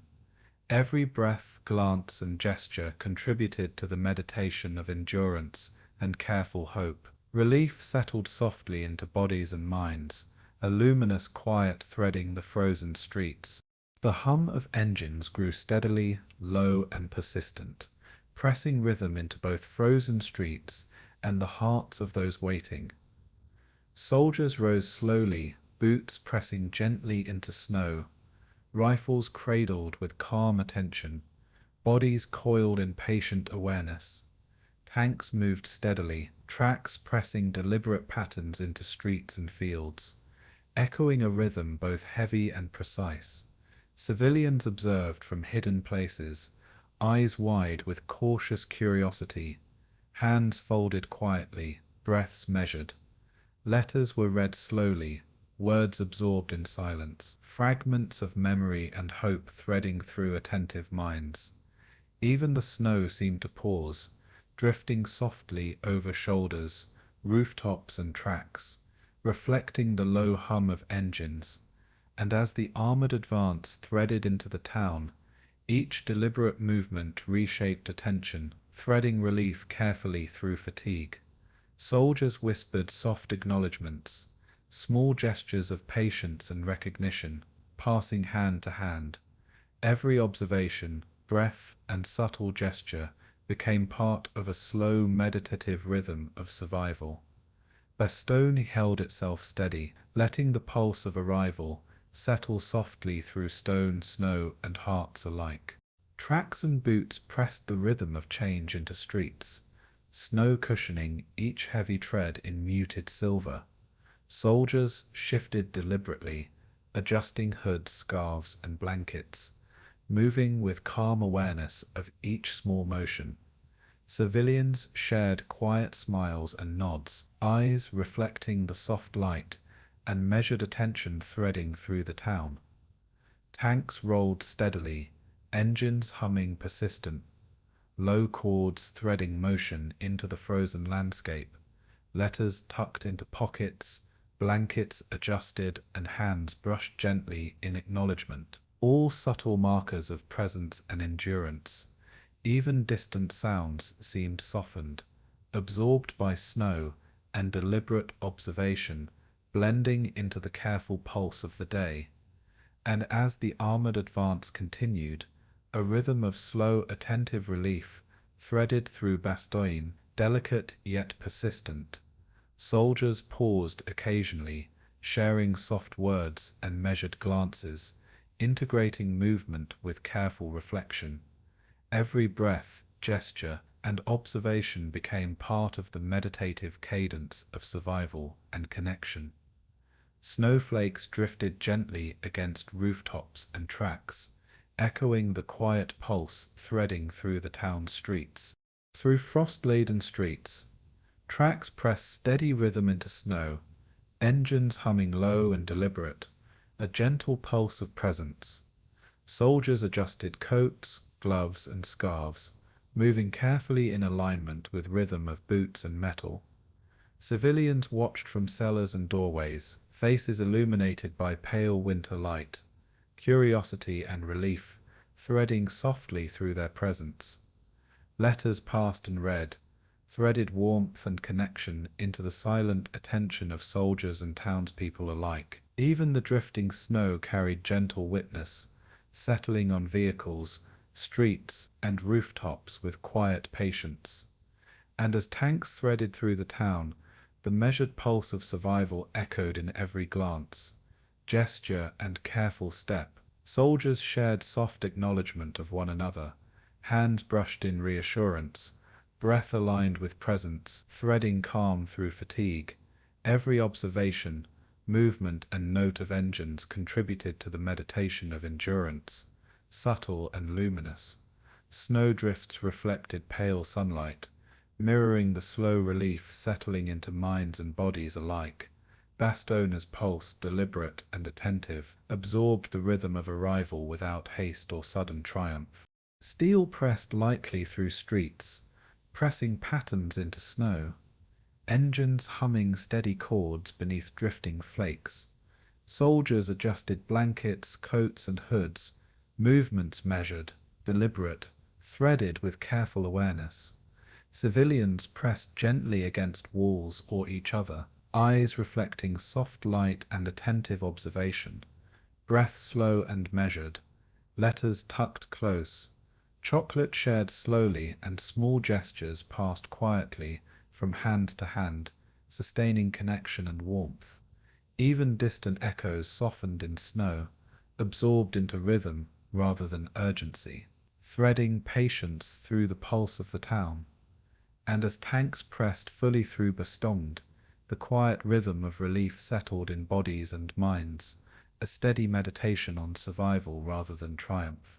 Soldiers whispered acknowledgments, small gestures threading continuity through fatigue, snow, and observation.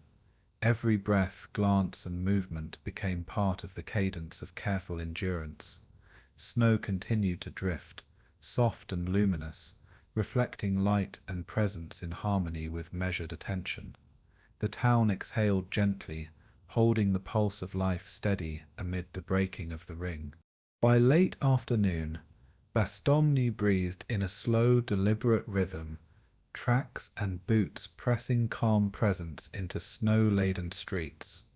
Soldiers shifted with careful awareness, blankets adjusted, gloves brushed against rifles, breath measured and steady.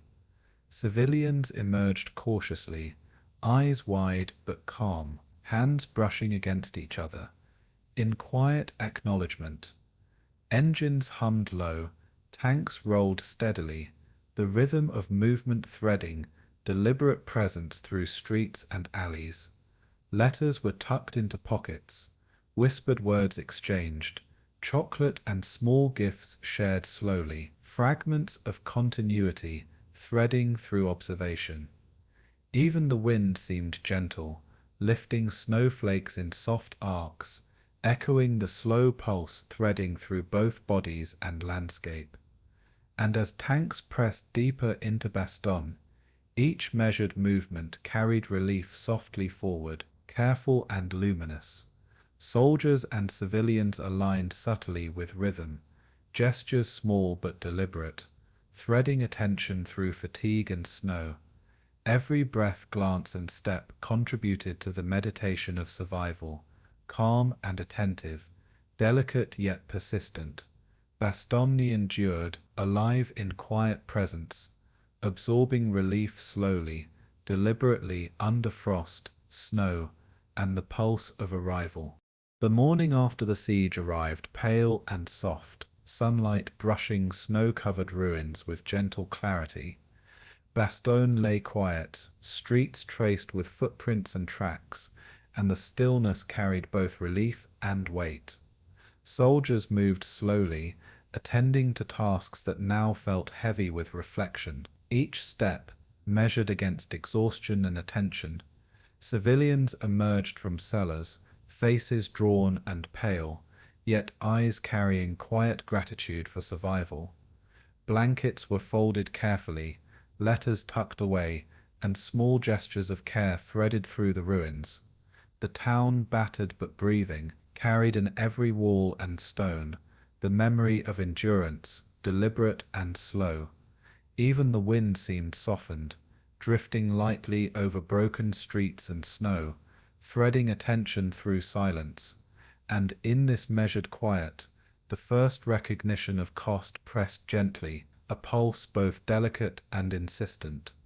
Every glance at rooftops, snow, and streets became a meditation on what had passed and what remained.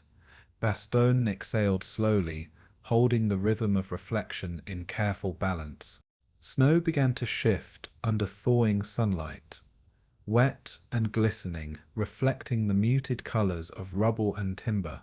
Soldiers assisted in moving supplies, adjusting blankets, and preparing the wounded for evacuation.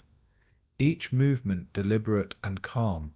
Civilians carried small belongings, eyes cast downward, breaths measured, as if honoring both loss and endurance. Letters were exchanged with soft words, fragments of connection threading through reflective silence. Even distant engines hummed gently, their presence a low, steady chord against the subtle rhythm of thawing snow. And as the day unfolded, the weight of survival settled in quiet pulses through the town, threads of attention woven with patience. Soldiers and civilians alike moved slowly, carrying fatigue, relief, and reflection in equal measure, each gesture deliberate and attentive.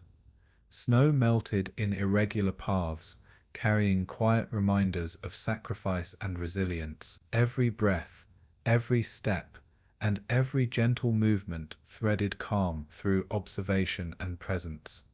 Bastogne held itself in attentive, reflective rhythm, listening to both past and present with quiet awareness. The streets, once crowded with movement and tension, now carried only the slow rhythm of recovery and care. Soldiers adjusted packs, shifted blankets, and moved equipment with deliberate awareness, conscious of both exhaustion and fragile life around them. Civilians wandered carefully, touching door frames and walls that had witnessed endurance, their hands slow and reverent.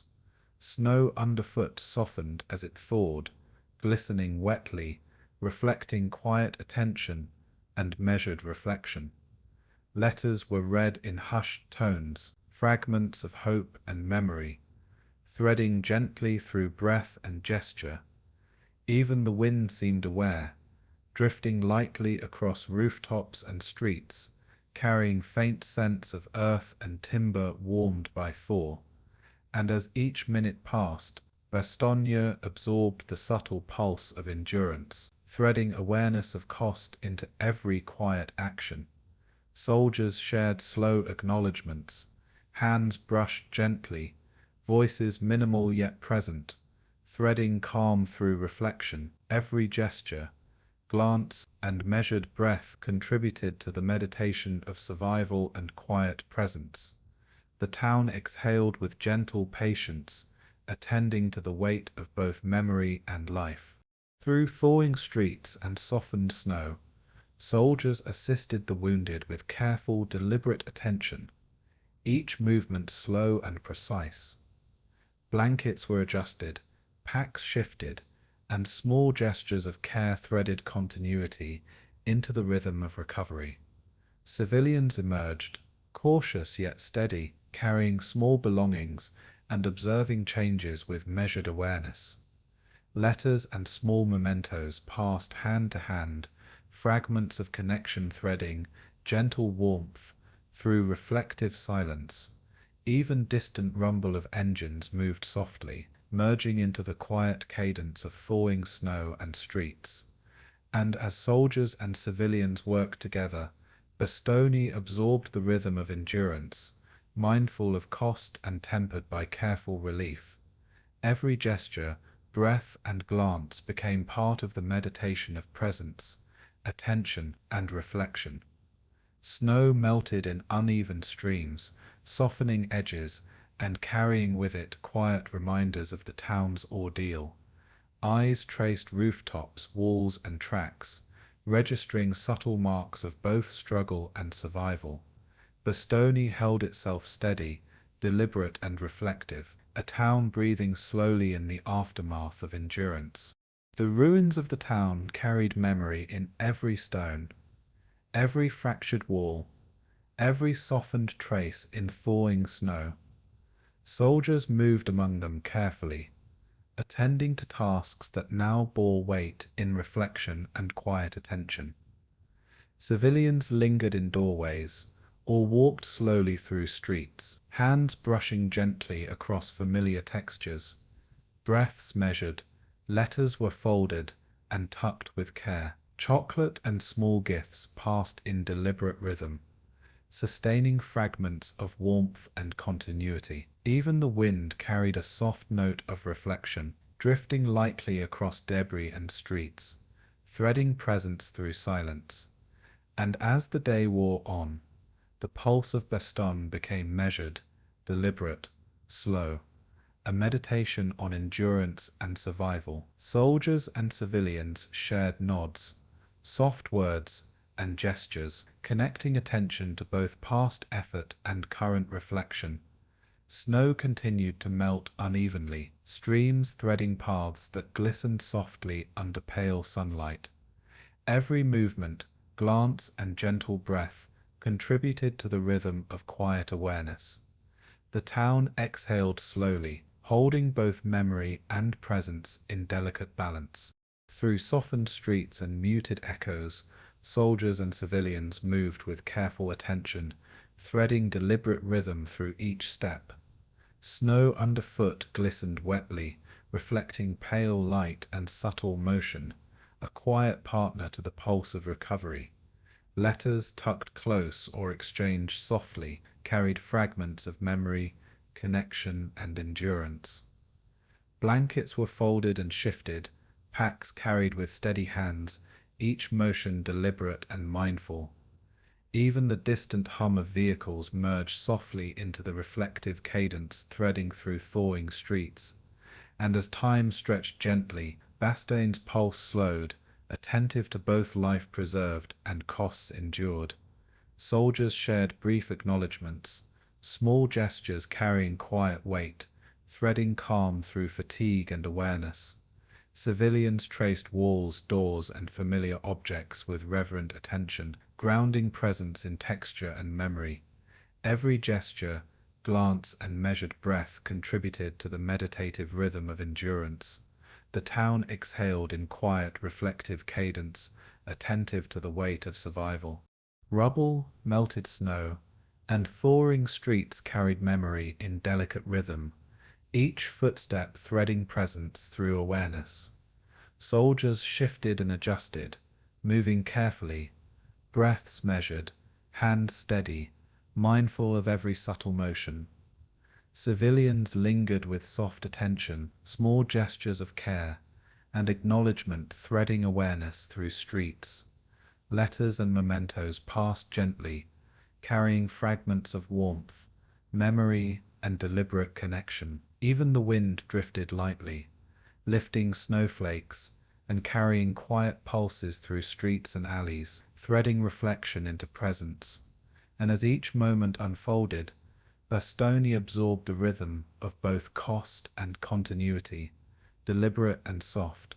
Soldiers shared small words, gestures, and nods, each action slow and attentive, shaping quiet awareness through fatigue and relief.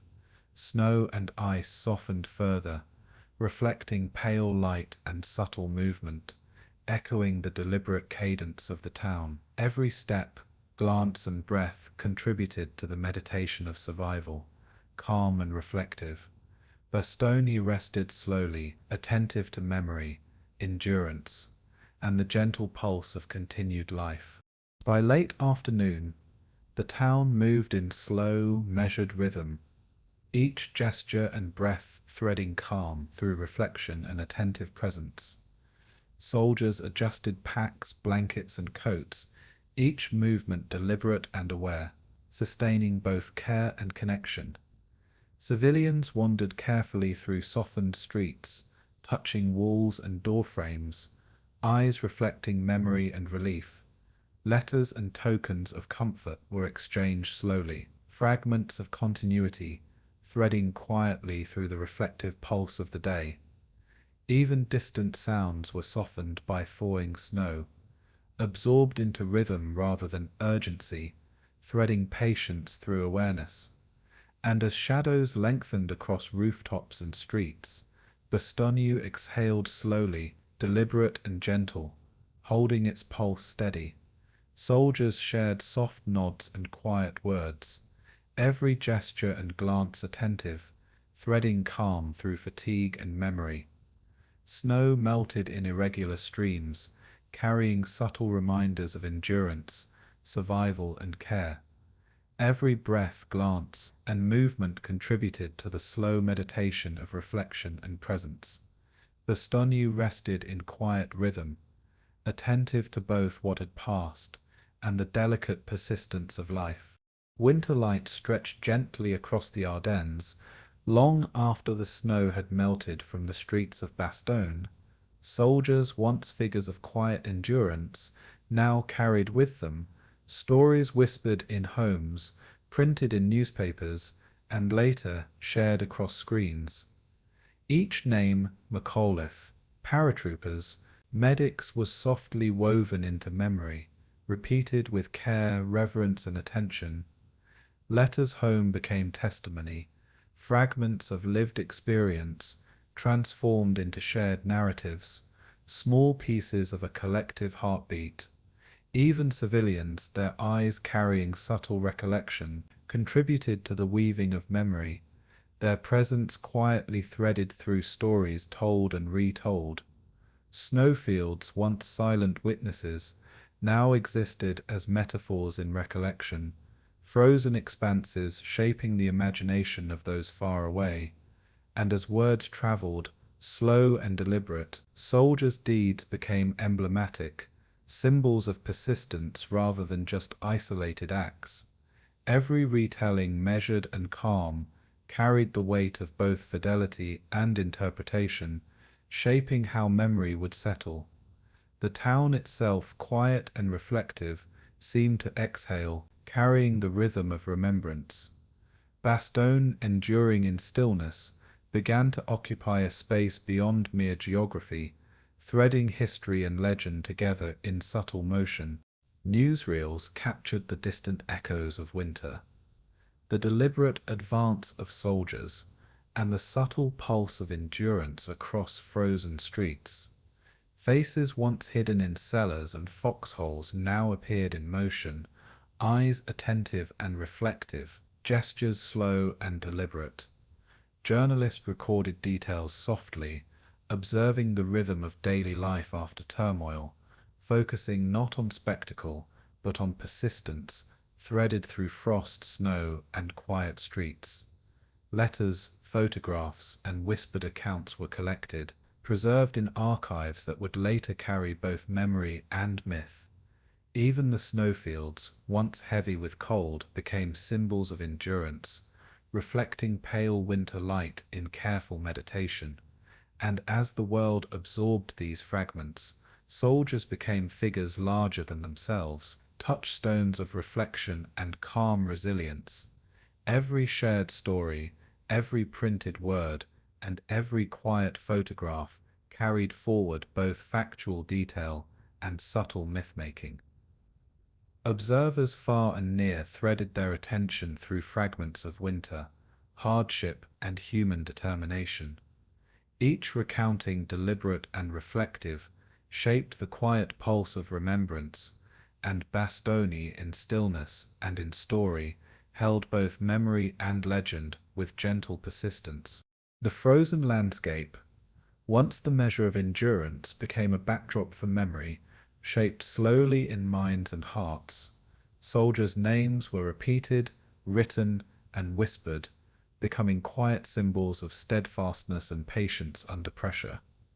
Civilians' experiences threaded alongside, contributing subtle texture to the growing narrative of perseverance. Letters preserved small human truths, gestures of care and fatigue, shaping stories told across time and distance.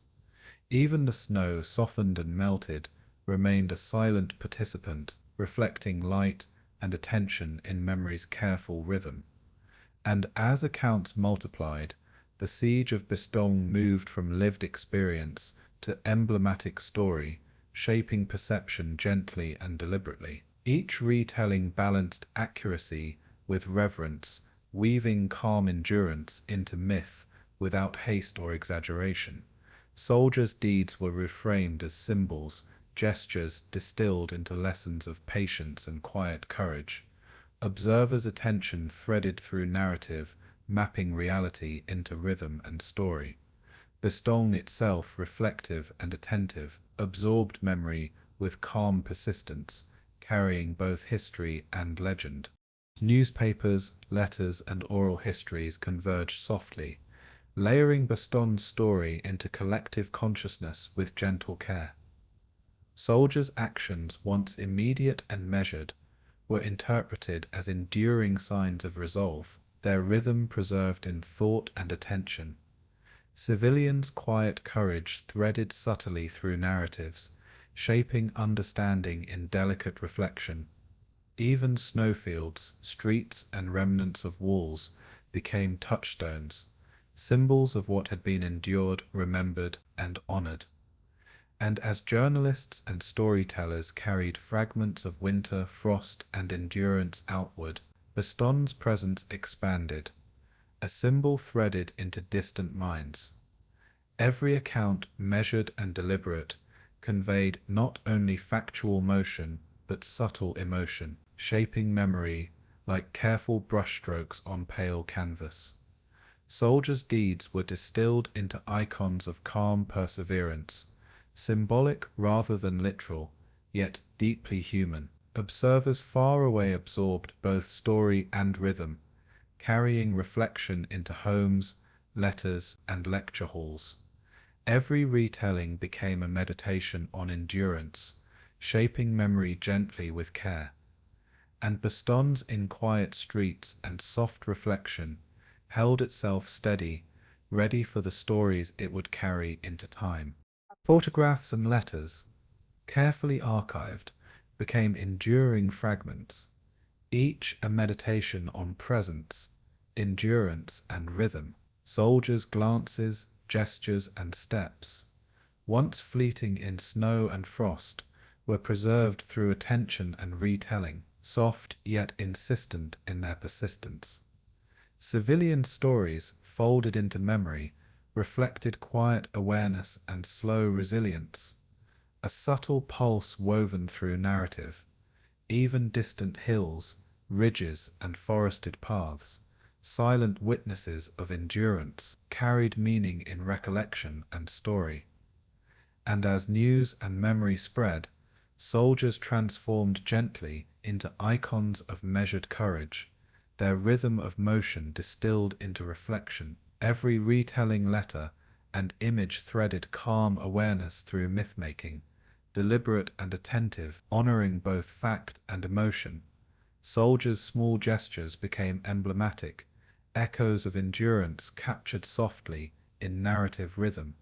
Observers' attention, drawn gently through accounts, shaped perception without haste, threading story into reflection. Each repetition carried weight, building the quiet legend of Bastogne carefully over time. And in still streets, softened snow and attentive memory, Bastogne held both lived truth and symbolic presence. Film reels and storybooks later extended the reach of Bastogne's winter, carrying measured presence across continents and decades.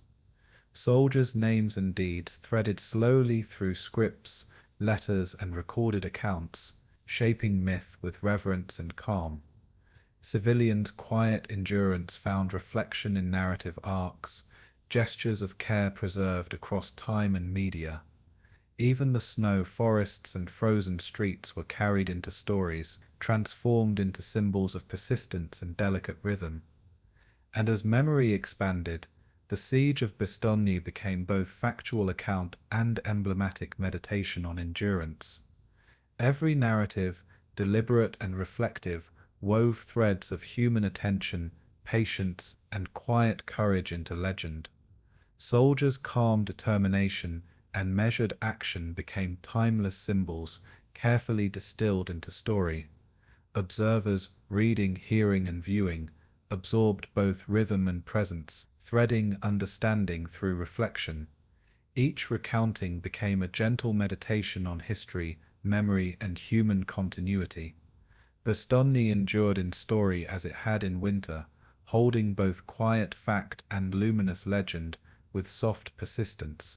Letters, photographs, and fragments of conversation threaded together slowly, a quiet lattice shaping memory into legend. Soldiers' movements, once deliberate in frost, were reflected and amplified, symbols of measured patience and resilience. Civilians' endurance, subtle yet profound, was woven into story with careful attention and respect. Even melted snow and thawed streets became metaphors, reflecting the rhythm of endurance and attentive observation. And as stories multiplied across homes, schools, and screens, Bastogne's siege took on a life beyond time, a gentle rhythm carried through narrative. Each retelling preserved both observation and reflection, balancing presence with myth-making in soft cadence. Soldiers' gestures, small and measured, became icons of steadfastness, threaded carefully into story.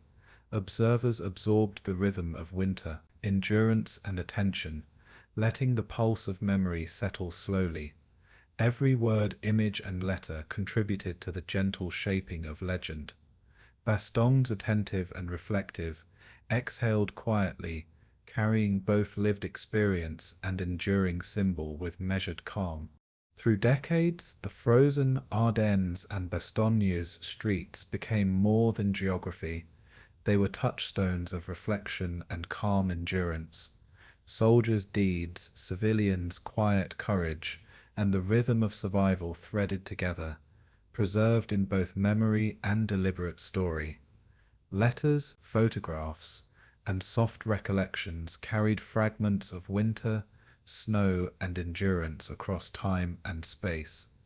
Even distant hills, roads, and trees, once witnesses of fatigue and patience, found their place in narrative meditation.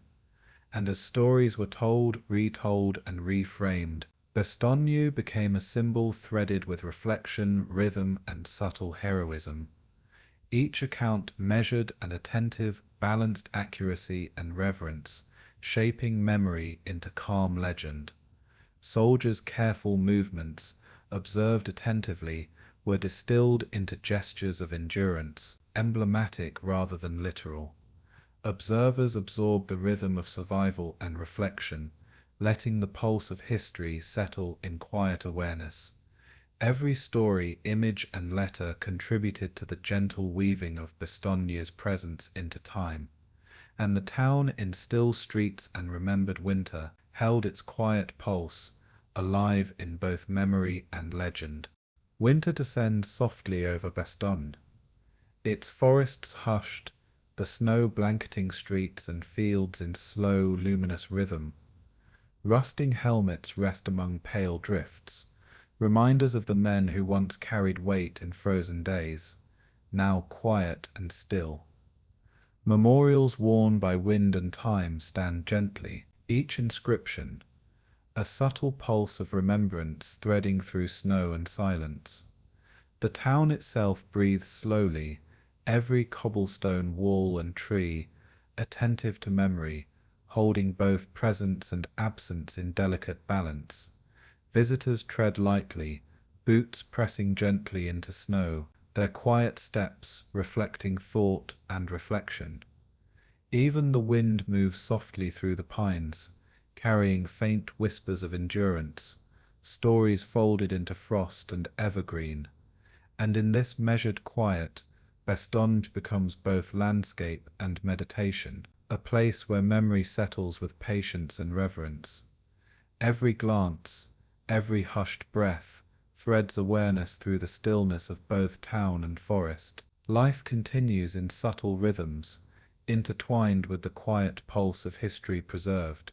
The snow drifts over helmets and memorials, absorbing the weight of both past and present with luminous patience.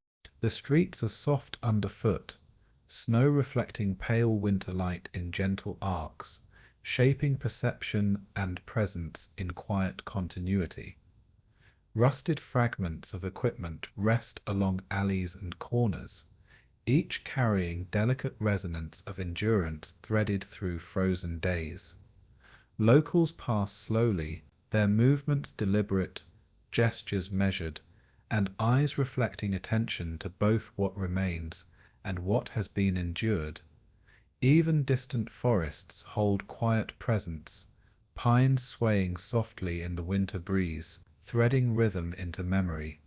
Visitors pause at plaques, reading names aloud in hushed tones, connecting breath, thought, and story across time.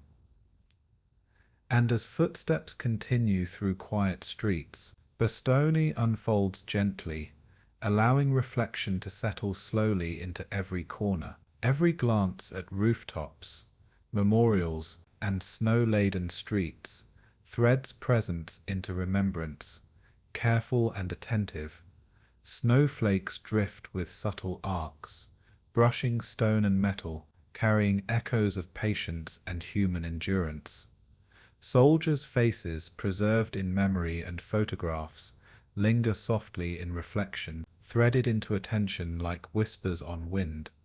The town, steady and deliberate, exhales in measured rhythm, attentive to the enduring pulse of history.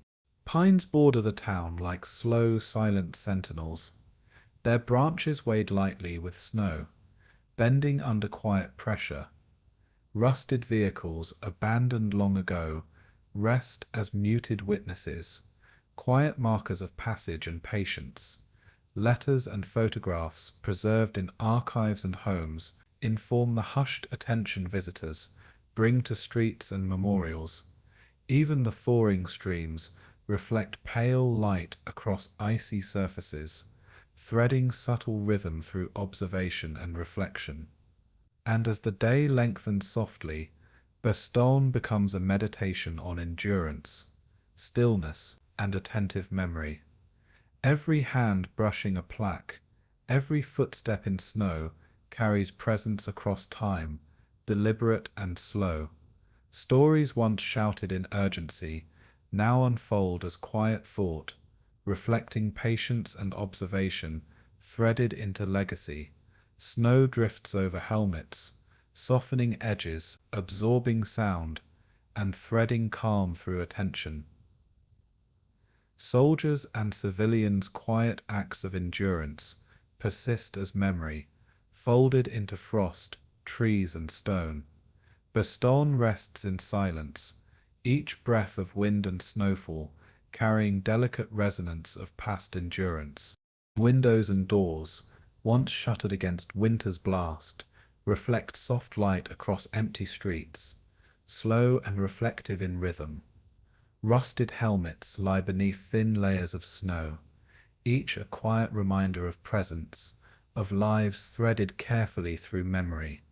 Visitors pass with measured attention, breathing lightly, hands brushing lightly against stone and wood. Even the distant forest floor carries presence, fallen needles and twigs pressed gently under snow, shaping delicate awareness. And as footsteps continue through town and trail, Bastogne settles into meditation, attentive and steady, threading history into soft presence. Every glance at rooftops, walls, and memorials carries careful thought, connecting story, place, and enduring reflection. Snow drifts across plaques, inscriptions softened under luminous winter light, threading calm through observation. Soldiers' faces linger in collective memory, eyes gentle and attentive across decades. Letters, diaries, and photographs continue to shape attention, threading past into the present with subtle rhythm. Bastogne, quiet under snow and pine, holds both memory and attention with delicate patience. The river, once frozen, moves gently under thin ice, carrying faint reflections of pale winter light across ripples and snow-laden banks. Rusted trucks, helmets, and fragments of field equipment rest quietly, partially hidden beneath drifts and pine needles. Visitors tread slowly along paths, voices soft, breaths measured, gestures deliberate, threading presence through the still town. Even the trees sway with measured motion, branches whispering faintly to one another as wind passes through needles and snow, and as shadows lengthen over rooftops and streets. Bastogne's rhythm becomes both quiet and expansive, a meditation on enduring presence. Every glance, step, and soft word carries both reflection and attention, bridging past and present in gentle continuity. Snow drifts over plaques and memorials, softening edges, absorbing time, and threading patience through observation. Soldiers' actions recorded in letters, diaries, and memory linger quietly in thought, woven into attention. Civilians' courage and care are similarly present, threads of quiet endurance carried softly in remembrance. Bastogne exhales slowly, holding silence, memory and reflection in delicate balance beneath the winter pines. Faded bricks and cobblestones, softened under snow, trace the outlines of streets once alive with hurried steps, measured now in slow observation. Rusting helmets rest gently against walls and frozen earth, each a quiet witness of persistence and calm. Visitors pause, hands brushing stone, eyes reflecting attentiveness, breath steady and slow. Even the forest edges press gentle presence into the town, pines swaying lightly, their whisper threading rhythm through quiet awareness. And as snowflakes drift down softly, they settle across rooftops and memorials, carrying subtle resonance of endurance and careful remembrance. Every gesture, step, and observation threads patience through history, shaping attention with delicate precision. Soldiers' faces, names, and actions linger as quiet symbols, calm and attentive across time. Letters, diaries, and photographs inform reflective awareness, connecting past to present through slow, measured understanding. Snow drifts across metal and stone, absorbing echoes of the siege, threading presence into every corner. Bastogne rests beneath winter light and pine shadows, holding memory and reflection as luminous stillness. The town's streets, softened by years and snow, carry echoes of footsteps long gone, deliberate and gentle in their persistence. Rusted artifacts, once instruments of duty, now rest as subtle markers of attention, memory, and quiet endurance. Visitors move carefully, touching plaques, adjusting scarves, noticing details with slow, reflective rhythm. Even the wind threads its presence through pines and rooftops, brushing gently against frozen surfaces and lingering quietly in corners. And as daylight fades softly, Bastogne becomes a meditation in presence, history, and calm observation. Every breath, step, and gentle movement threads reflection through memory, preserving attention across decades. Soldiers' deeds and civilians' care are preserved in both story and presence, subtle yet insistent in quiet rhythm. Snow blankets pine sway, and stone endures, together shaping measured awareness of what was and what remains. Letters and photographs continue to inform understanding, threads of human experience folded into time and space. Bastogne breathes slowly beneath silent pines, attentive to both history and enduring presence. Time moves gently over Bastogne, softening edges, threading snow and memory through streets, fields, and forests. Rusting helmets, memorials, and frozen trails carry presence across generations, deliberate and reflective in rhythm. Visitors walk with attention, hands brushing stone, eyes tracing inscriptions, breaths measured and slow. Even the pines, swaying softly, carry subtle echoes of winter endurance and attentive remembrance.